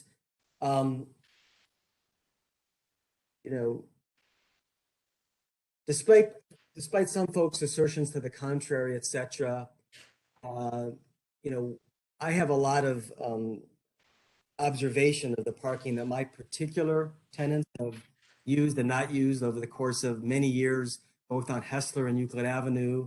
They happen to be a student constituency. Their use of cars has changed. Their use of public transportation has changed. I think their calculus overall has been good. And truly, fewer and fewer students every year bring cars, have cars, buy cars, whether it's parking, affordability, Uber, transit, or combination thereof. That has been the reality. In the 1975 building, for example, there's 4 apartments, there's 7 bedrooms. I think someone asked. We have right now 1 renter who has a car. They park across the street. They like the enclosed parking. In the 1981 building, we have 1 parker who has a car. And there's just no reason to think we're going to have an abundance of cars here. These are students who by and large don't want a car because it costs them and it's a hassle. So we'll have plenty. Yeah, you know what? Thank you. Thank you for sharing that, and I accept that, and I think your experience is, you know, very relevant. But I also would hope that as we're building and creating, as Director Collier talked about, alternative types of housing and housing goals, that the student population is not the only intended population, as you've heard from a lot of people who live on Hessler right now, who spoke today. They're not all students. Maybe they came as a student, but they didn't stay a student, right? They moved on and matured and other things happened in life. So how do we address multiple needs in the housing that we're providing? Thank you, Ms. Brown. Any other board members have any questions or comments? Madam Chair, we've had a lot of testimony today with regard to parking. I would like the developer to speak to their plans. It's unfortunate that UCI is still not with us, but so it's going to fall to the developer to speak to how they planned the buildings for adjacency to public transit, the shuttle service, and if there was any discussion of future other parking facilities, incentivization by UCI or the developer for people to park in other off-site areas, things of that nature.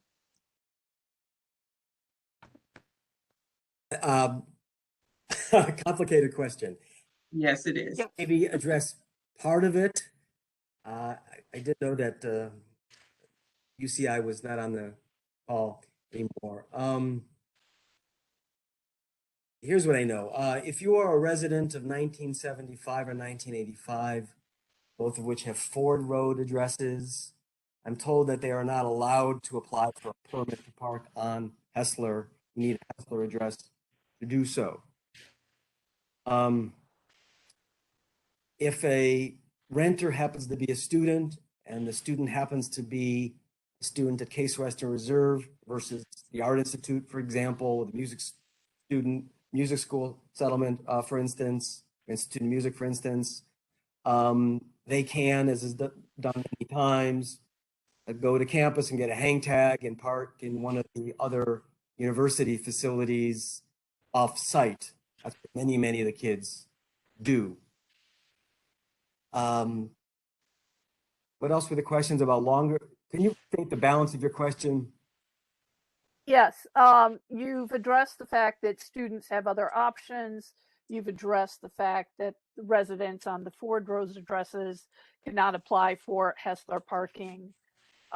So my question is, I know there's been some discussion that UCI is incentivizing people to either ride share or to use other remote parking lots and take the shuttle service. Have you had discussion with UCI about that for this particular site? And what might those arrangements be? How are you going to further address the parking situation besides just using the parking garage? No, I heard what you had heard, just generally that there are some incentives in the offering for wider use of the public transit, but I just can't say more. I don't know. Okay. I'm sorry, this is Alicia Blonsky from UCI. Apologies, I was waiting to get some information just on our parking garage as the questions that have come up. And apologies also because I have a sinus infection, so I hope you can understand what understand me as I talk. But I did just want to confirm that has been stated multiple times, there is an agreement for up to 20 spaces in the Ford Road garage. We do have more than enough permits available to accommodate those 20 spaces. There is a resident that referenced being in a permit area with only 3 spaces available. The garage is broken up into floors and units, so there are multiple permit areas. not knowing exactly what space or what time and date that was, I can't speak to the reason for that, but I can confirm that there are more than 20 spaces, are permits available in that garage. And did just want to highlight that generally UCI is working to promote alternative modes of transportation. One of the best ways that we do that is through information in our You Go in the Circle site, where we make information about alternative modes widely available, host things, host services and information to support people moving to alternative modes. So that's a general service that's available to all residents and employees of the Circle. And again, it's You Go in the Circle. So I just wanted to add those points. Great, thank you. Thank you. We do have another case, so I just want to move us along here. So, board, if you don't have any other questions, I will entertain a motion, please. Madam Chair, let me just speak to the fact that we've had a number of comments with regard to height and mass of the building. Someone mentioned that it was a mansard roof. Maurice, if you can go to an elevation, I just want to point out the elevation with the roof heights. Those issues are not on our agenda today. And as been stated by Mr. Pettit from Landmarks, they issued 4 certifications for appropriateness of the building, of which included scale and massing and roof heights. It is not a mansard roof, it's a gable roof. Someone made a statement with that regard. And so I just wanted to clarify that the height and massing of the building is not on our agenda. We are looking at setback issues and parking issues. Is there any other discussion from my board members? Otherwise, I'll go to a motion. Go ahead. Okay, thank you, Madam Chair. After extensive testimony today and listening to the residents and their concerns, and also listening to the council person, the Landmarks, and the city planning. We have setback issues and parking issues to address here. And we understand that it is a narrower street, prone to congestion. I think the biggest concern stated by the council person was that the road had recently been repaired. The developer has mentioned that he's willing to meet with the residents should our motion pass or should the variances pass today.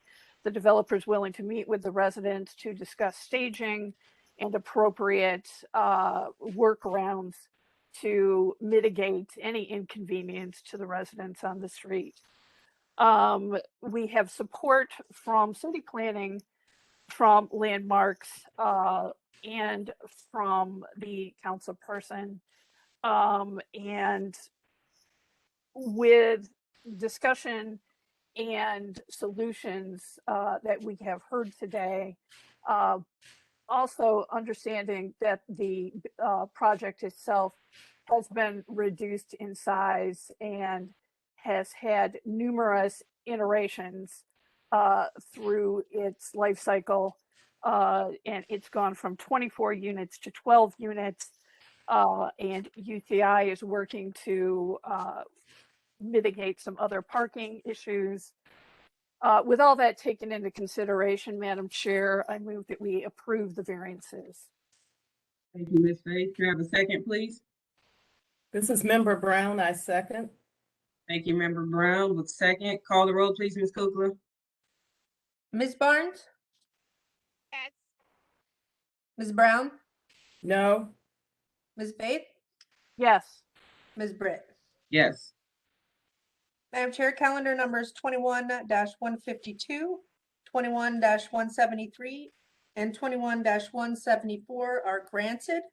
They will be ratified next week, and we will send the appellant a letter. Thank you very much. Thank you for all the residents for coming out. And Mr. Baruch, as I said, make sure you are a good neighbor, and when it's time for construction, that you definitely talk with the, the neighborhood about their concerns, and like I said, be a good neighbor. So thank you. Understood and agreed, Madam Chairwoman. Thank you. Thank you. All right, moving to our next case, Ms. Faith. Yes, Madam Chair. Next case, calendar number 21-145 at 11409 Wade Park. Chabad of University Circle owners proposes to erect a 3-story frame and masonry rear addition to an existing 3-story frame masonry single-family residence, creating 4 dwellings and 1 habitable area with kitchen in basement in a double A1 limited 1-family residential district. The owner appeals for relief from the strict application of the Cleveland Codified Ordinances as stated in the agenda and the public record. To you, Ms. Brown, for swearing in. Thank you. I'm swearing in all who are present for this case. Do you swear or affirm that the testimony you're about to give is the whole truth and nothing but the truth? Please raise your hand. Reply, I do, then state your name and your address, please. Barbara Wilcher Norton, 11305 Wade Park Avenue. I do. Donald Dura, 11309 Wade Park. I do. Fatima Weathers, 11219 Wade Park Avenue. I do. Rob Norton, 11305 Wade Park Avenue. I do. Portia Brown, I do. 1507 East 107th. Jerry Callahan. I do.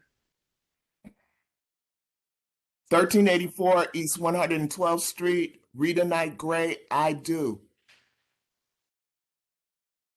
Jerry Callahan, 10820 Wade Park. I do.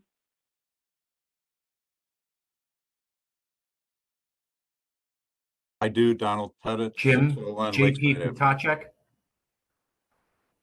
1637 Bunce Road, Lakewood, Okay, Ohio. I yeah, do. you just cut off Mr. Pettit. So hold on, Mr. Go ahead. Oh, I Mr. Pettit. apologize.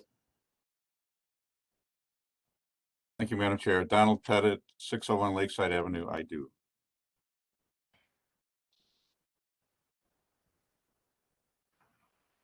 Okay, go ahead, Mr. Potacek. May I try again? Yes. Jim Potacek, 1637 Bunce Road, Lakewood, Ohio, 44107. I do. I do. John Anolifo, 1325 Ansel Road. I affirm. Councilmember Kevin Conwell. Thank you.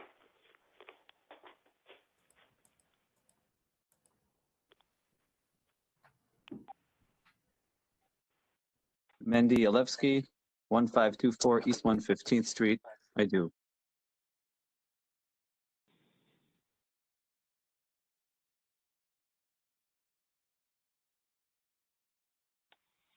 Madam Chair. Yes. Madam Chair. If that's all, I'd like to get a correction in the description. Oh, we're still swearing people in right now, so please Okay, hold on. Okay, thank you. Anyone else for this case? Okay, Madam Chair. Thank you. History of the property, please.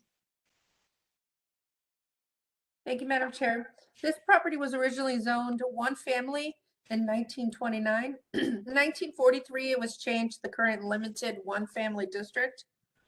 In our records administration office, I found that in 1916, a permit was issued to erect a 2-story dwelling. There are no variances on file, and in the more recent history in our Acela system, we found that in 2016, a certificate of disclosure was issued stating that the authorized use of the property was single family. That's all that I have. Thank you. Legal standard, please. Thank you, Madam Chair, members of the board. Appellant is requesting a use variance and area variances from the off-street parking, maximum gross floor area, and side yard requirements of the zoning code. To obtain the use variance, appellant must prove that denying the request will result in an unnecessary hardship particular to the property, such that there will be no economically feasible use of the property without the variance, will deprive the appellant of substantial property rights, and that granting the variance will not be contrary to the purpose and intent of the zoning code. To obtain the area variances, appellant must prove that denying the request will create a practical difficulty not generally shared by other land or buildings in the same district, will deprive the appellant of substantial property rights, and that granting the variances will not be contrary to the purpose and intent of the zoning code. Thank you. All right. Who is representing Chabad of University Circle today? Yes, good morning, Madam Chairman. This is Jim J.P. Patacek. All right. Go ahead. Wonderful.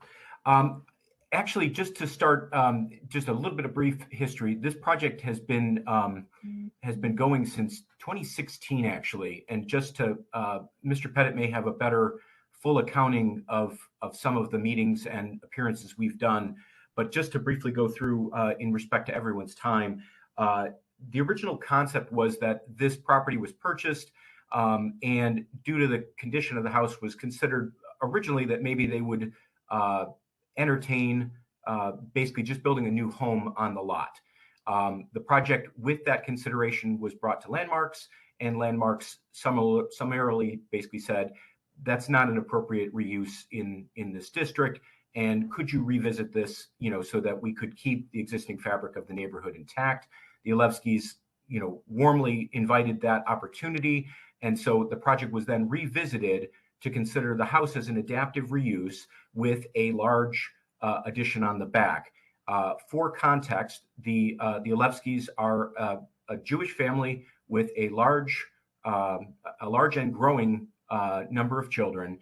And I believe I have the fact correct that Rabbi Mendy comes from a family of 11, and his wife Sarah comes from a family of 13. So they also atypically have a number of family members that are often visiting, which is part of why some of the programmatic features are probably certainly atypical to a lot of the conversations about additions and programs for residential use. The project was visited to Landmarks, was reviewed and approved, and also has several times been to the local design review board to also have consideration for the proposed plans, the renderings, the program, the massing, the colors, all of those things have been vetted previously. So when we received approval both from Landmarks and local design review, we proceeded to file a permit set for the construction of the project. And in doing so, it then, in the review process, triggered several variances. The one primary concern is that the reviewer cited that there were 5 dwelling units in the space, which then also triggered a parking requirement for 5 cars. If I could go to the next slide, I believe.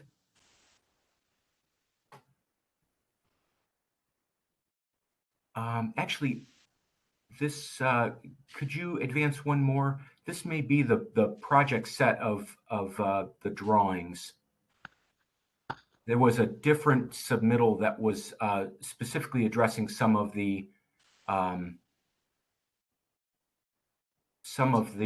variances. This was that was the original permit set that was provided back for review to the city. Are there additional slides with apologies? That's all I have on this presentation. Just give me a couple minutes and I'll see if I can find the document you're talking about. Yeah, with apologies. Yeah, there's a whole thing that I enumerated all of the various variances in greater detail. It would have been sent on the 8th. I'm so very sorry.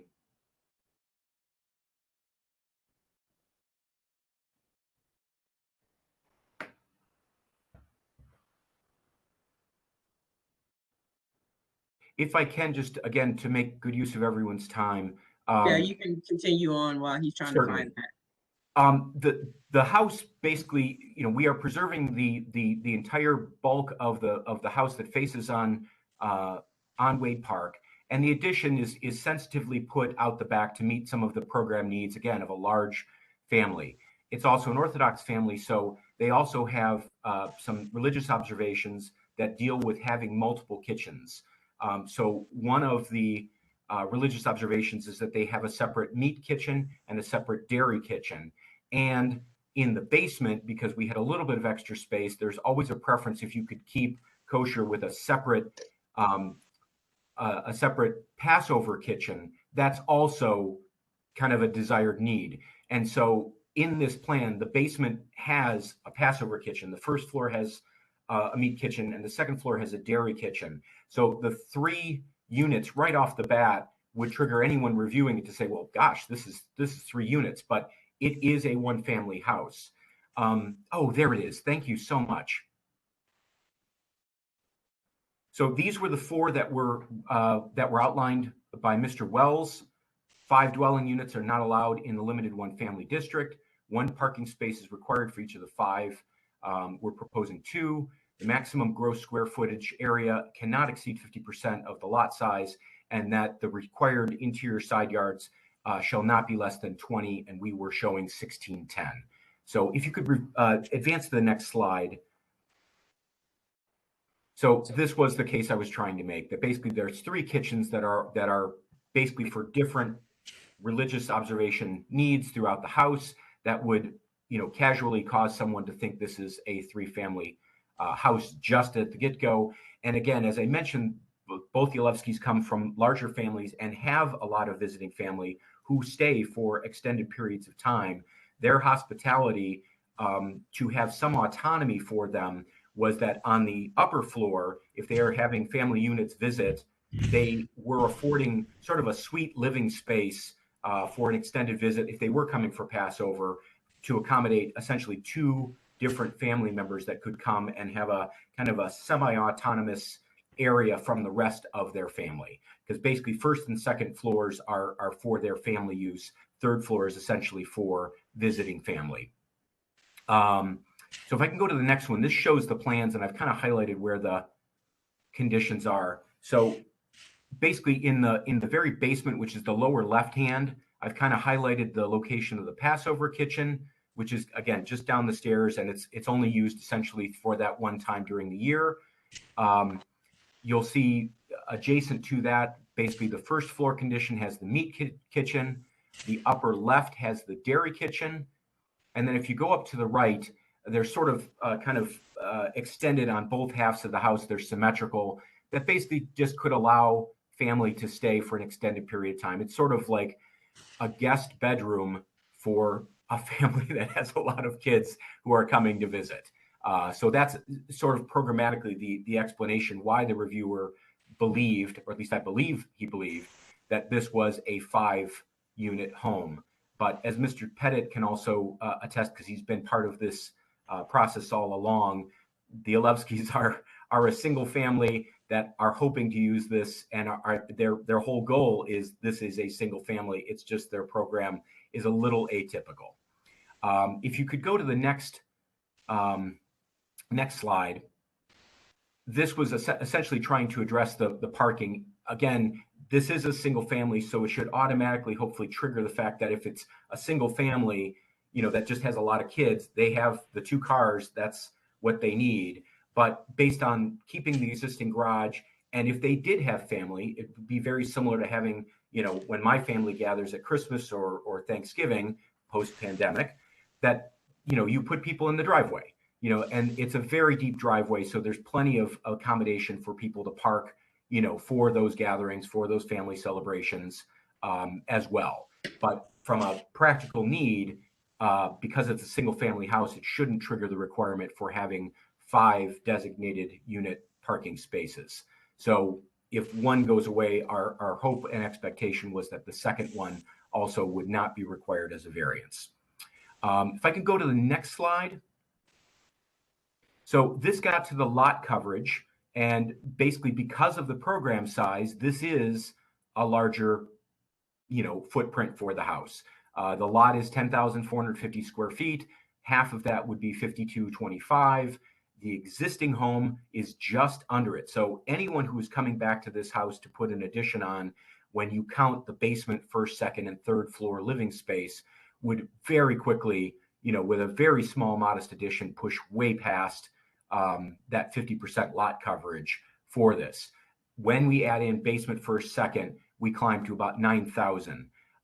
One thing that has changed, again, in the history of this project, the original program that was seen by Landmarks back in, I think it was in 2020, and Local Design Review, was a much larger footprint that was around 10,500 square feet, or within a couple of square feet of that. The Alevskys revisited those plans and sort of in deference to the neighborhood and how far it was encroaching, revisited and had me redraw all of those drawings as well to kind of more right size the program. So this project has also shrunk over time to try to be more in keeping with that 50% lot coverage as well.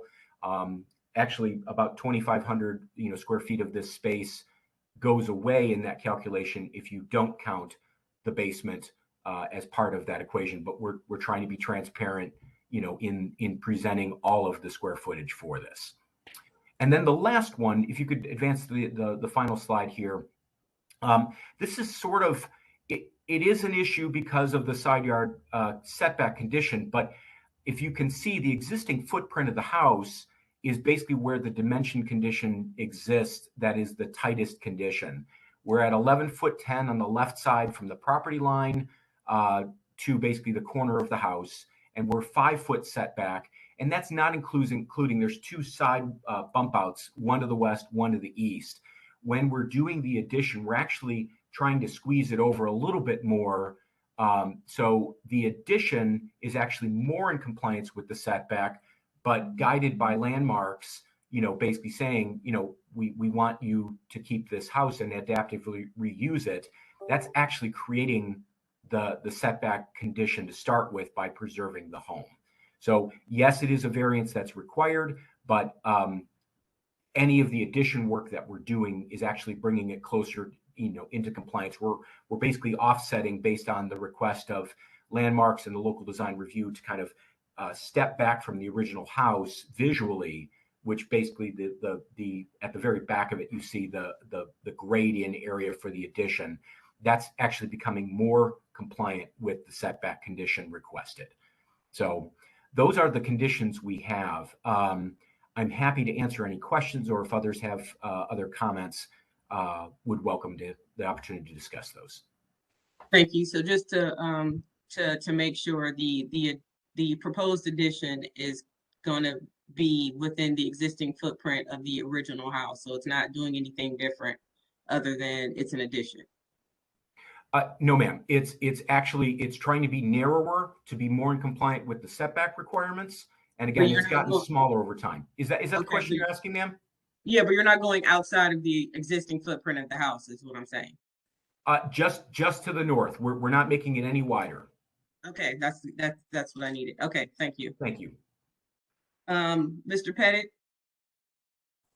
Thank you, Madam Chair. This property is located in the Magnolia Wade Park Historic District. As Mr. Tachek indicated, this has been through a long process. I don't have all the meeting dates, but it goes back at least to 2017. And that's a process that included the Design Review Committee and the Commission. It began as a proposed demolition. The Commission turned down that project. And subsequently, the applicants agreed to maintain and renovate the existing house and build an addition to the rear. We've seen a couple of iterations of the addition over the years, but in short, the project has been scaled back, the design has been simplified and improved, and we think it's more compatible with the existing house and the historic district as a whole. So we approved the certificate of appropriateness on January 28th of this year. for the renovation and addition as being appropriate to the character of the existing house and the historic district. To be clear, this is not a multifamily building. It's a single-family house. The commission respects the unique special circumstances of the applicants.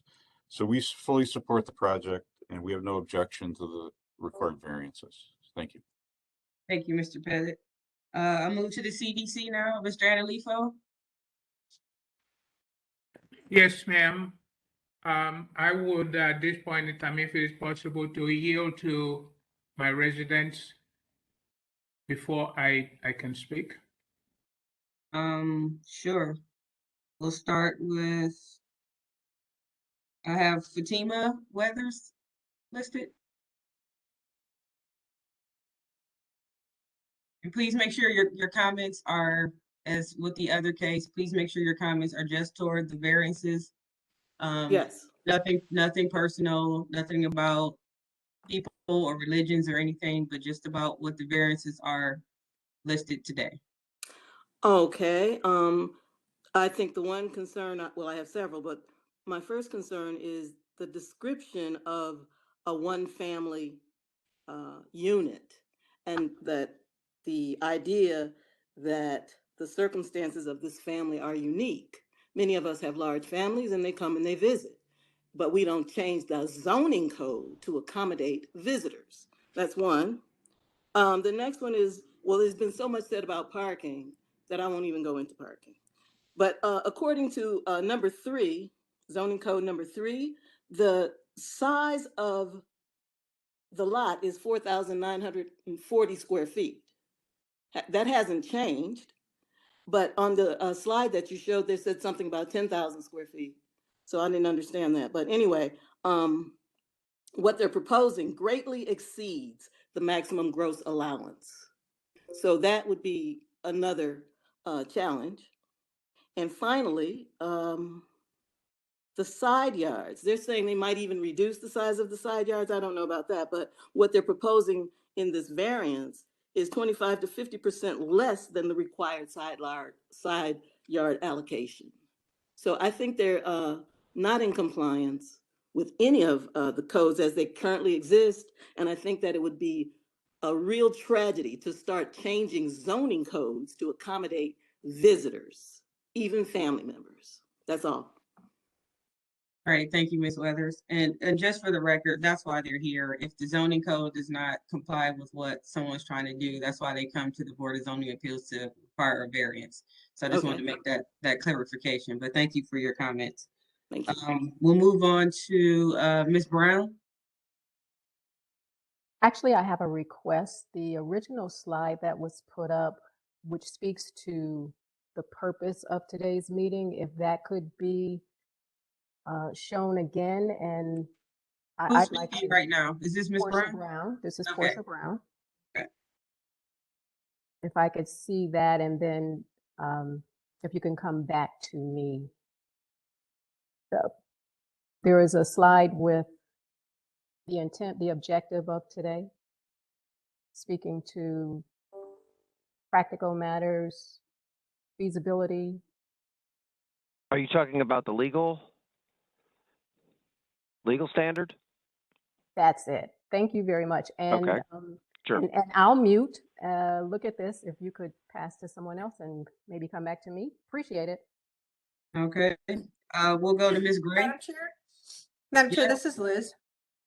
So in response to the previous speaker regarding the lot size, the language in the write-up states that the maximum gross floor area should not exceed 50% of the lot size of 4,940 square feet. So that language is directly from the notice of nonconformance. However, the language should in fact actually say should not exceed 50% of the lot size, comma, in this case, which is 4,940 square feet. So there is a calculation that was made at Building and Housing, and the lot size, or the half of the lot size, has been calculated, and that would be 4,940 square feet. So they don't give the actual size, they give the percentage or the number that the applicant would have to meet.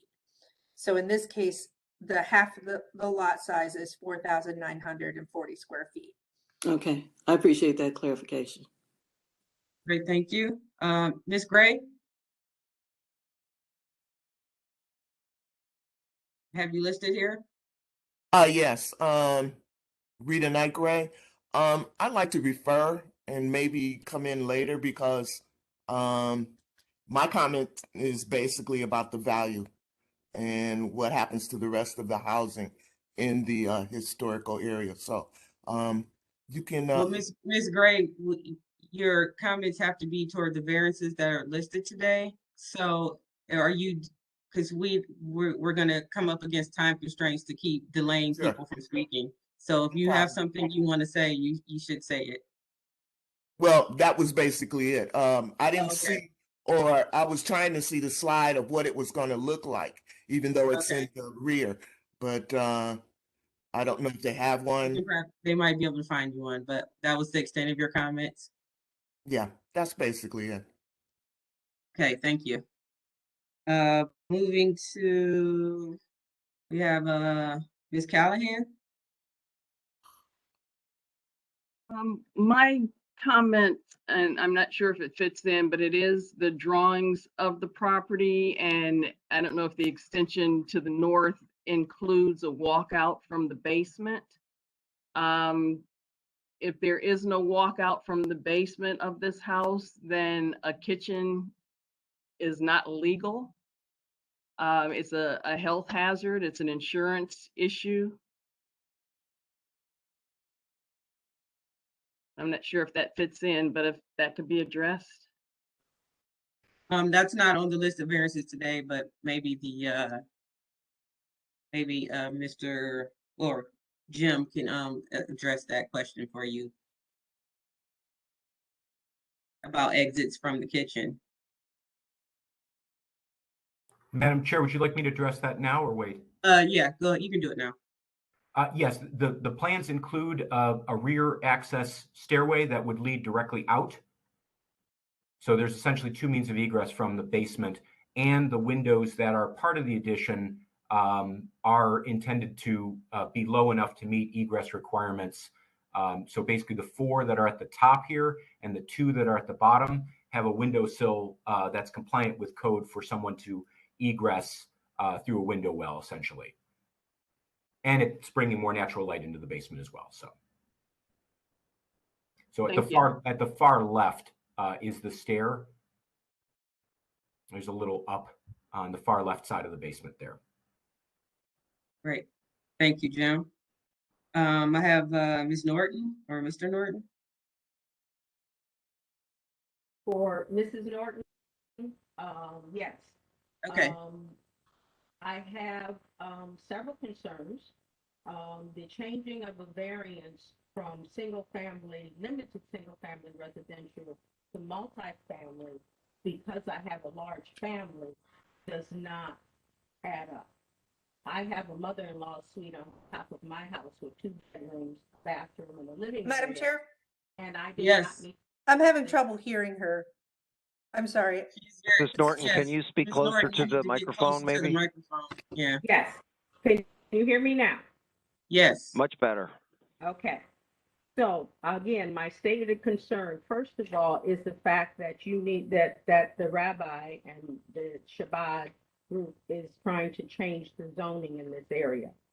We have a mother-in-law suite on the top of our home, 2 bedrooms, bathroom, living area, and we did not have to change the zoning for families to come visit.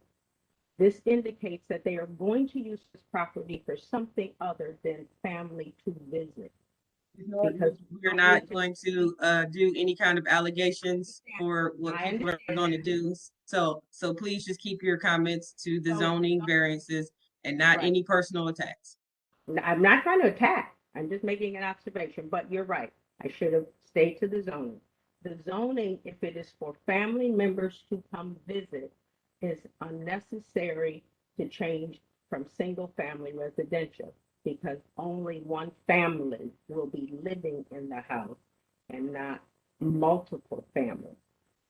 The increased size to the back of the property creates, in my viewpoint as a resident looking into my backyard, a very unattractive addition to the back of what we are allowed to see when we go out in our backyard. And the increased size on the sides to me is encroaching on the other house that is next door to it and should not be permitted. Thank you. Thank you. Mr. Riccardi, I see you have your hand up. Did you want to say something? Yes, it seems as if this is being represented as this is a one-family house and remaining a one-family house. And if that is the case, if that's the representation today, could Mr. Pedisak please address in this plans where he's asking for an R2 residency, well, which is not a single-family residency under my understanding. It's more as a dormitory or use such as that. Thank you. Tim, can you address Mr. Cardi's question, please? Yes, with apologies, when we submitted the permit set, we actually were not applying for a multifamily use given the underlying zoning for this. The inception for this project was always this is a single family. The plans examiner who reviewed our permit set was the one who cited that this was a quote multifamily, and without any direct conversation to counter that, that's what generated the reviewer's letter that suggested, at least to my understanding, that it was being reviewed as a multifamily. It was not originally submitted with that understanding, because from the inception of this has always been a single family home and was presented in all of the meetings, landmarks, conversations as a single family. The only reason that these two variances, one triggering the second one, are part of our presentation is because this is what was flagged, that we were not seeking to change any of the zoning whatsoever for this. We just had assumed this was and has always been a single family home. So we are just trying to explain that where there may have been misperceptions, being that there were 3 kitchens and or essentially what's functionally an in-law suite on the 3rd floor as well for visiting family. It was never intended to be other than that. So I'm looking at the plan that you submitted, and for your occupancy, you asked for an R2. That's what I'm asking. This is your plan and your representation, and not the reviewers.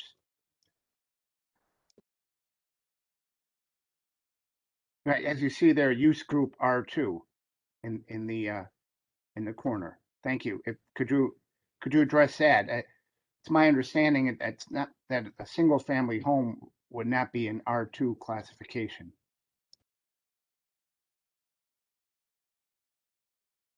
You are muted, sir. You're muted. Mr. Riccardi, my apologies. That actually should not have been on there. Okay. This is a self-inflicted wound on my part then. And could I state, and I just want to be clear about the use. I know there is apparently an organization of Chabad of University Circle. So this will not be a gathering place. There won't be students staying there. Communal meals, things like that. It's all just going to be a single family house with extra bedrooms when all the kids happen to come home. Is that the representation?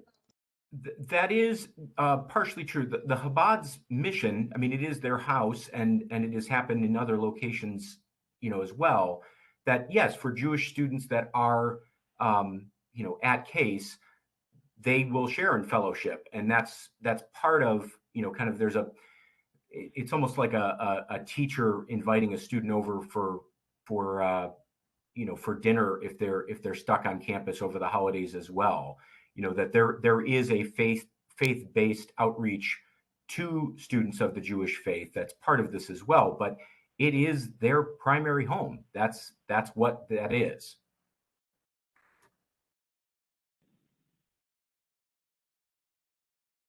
So you're going to amend that request and make it it will not be a request for reviewed as an R2 use group? Yes, certainly, Mr. Riccardi. That would, yes, that again, with apologies, that is a self-inflicted wound on my part. So, Mr. Riccardi, but with him changing that, does that change how building and housing will review the case and the variances will be different now?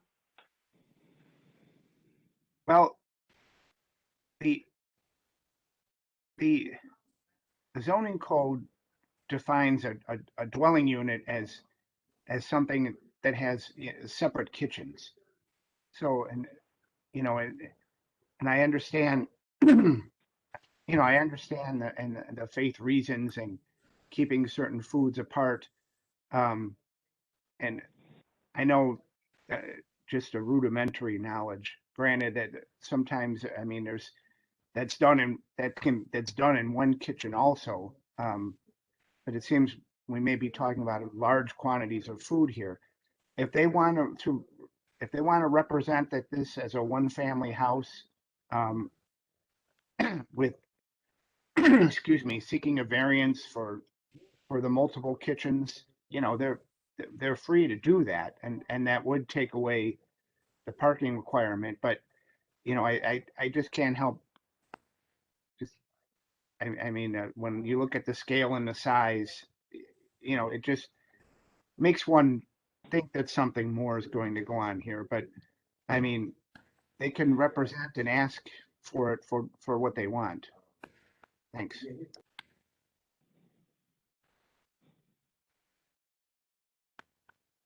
Almost didn't help me, but because I'm trying to discern whether they should, change, if they're representing as this is a one family, but we're adding, multiple kitchens or whatever, and if that does change, the type of variances they need, Jim, you need a continuance to, then refile as properly how you want to represent this residence, and then, get rescheduled to come back to us. So that's what I'm trying to get at. well, if I correct again my self-inflicted wound of marking it as R2 instead of R1, that would demonstratively change how the plans examiner would have reviewed the condition. So if it's resubmitted with the R1 as single family, that would solve for likely two of the issues. There's still the issue of it's still a large program and it's still a large home, and the unfortunate reality of the setbacks. And maybe just as point of clarification, the existing house is a non-compliant condition for the existing setbacks. The property from property line to house and then house to property line on the east side doesn't meet the 20-foot required to start with. And by maintaining that, we're just perpetuating a non-conformity. So just to be clear, we're not trying to do anything that's around the code. That's just the existing condition we're dealing with, but it is appropriately flagged by the plans examiner as a non-conformity. So right. the primary issue that's an existing issue. So I just want to know if you feel like maybe you should just, withdraw this and refile under what you want to properly represent this case as. Understood. So you should ask us to withdraw then, and then once your plans go back through building and housing, if you need variances, you'll come back. Okay. Is there any benefit, just as we're gathered here and I'm obviously quickly running out of time, are there other feedback that would be helpful from the residents at this time as well? And or the councilman, if he's still on? This is Richard Riccardi again.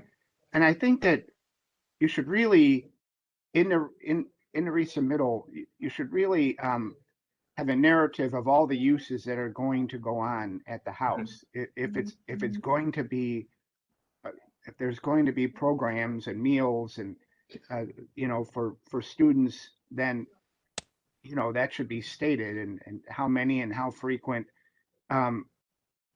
Because even with everything that was represented, in the kitchens and in the dwelling units, that does make it more than just an addition to a one-family house, remaining one family. Thanks. Okay, so you have the direction from Mr. Riccardi. Yeah, we're not gonna. Hey, this is me, Councilman Conwell. In the middle of a lot of things because it took a while. Yeah, Mr. Where we're at Councilman, right now. Councilman, hold on one second. Okay, hold on one second. Jim, we're not gonna turn this into a community meeting for you. So if there's other, if you want to address the community, you can go through the CDC or the councilman to find out what issues the community has. But for right now, we're gonna have you withdraw this case. So got it. Go ahead and ask us for a withdrawal. If I may then respectfully request a withdrawal for this time. Okay, without objection, board? Without objection. Lauren? Without objection. Ms. Faith? She might be gone. She did have to Faith leave. indicated she had to leave. Yes, okay. All right. Can I say something now? May I say something now? Yeah, hold on one second. I just want to make the point that that case number 21145 has been withdrawn and they will refile. Okay, Councilman, the case has been withdrawn and they're going to refile. So if you want to speak on the case, it's already been withdrawn, but go ahead. Okay, great. Because I was going to actually withdraw it, have their representative and the rabbi to meet with me and some of the community members on the 1st of January. And here's my cell number so they can reach out to me. My cell number is 216-526-1550. No. You don't want to. I don't think you want to give your cell number over the airwaves. Everybody in the world have it. It rings all the time. I get 62 calls from it. It rings all the time. It never stops ringing. Okay, we just want to warn you, this is a public forum, so anyone can watch it and get your phone number. It's also being streamed on YouTube, right? Just fair warning. Okay, but it's always running. But anyway, just have them to call me and we'll put that together, okay? All right, sounds good. Thank you, Councilman. Thank you, all right, Councilman. Thank you. Okay, bye. Okay, thank you for your time, everybody. No, thank you. All right. Okay, old business 1 and 2 without objection, board? Without objection. All righty, well, we're done. Oh, it wasn't as long as we thought. All right. Everyone have a good week. Praise God. Thank you. Thank you, Madam Chair. Good meeting. Thank you. Good meeting. Thank you. Nice job, Miss Brett.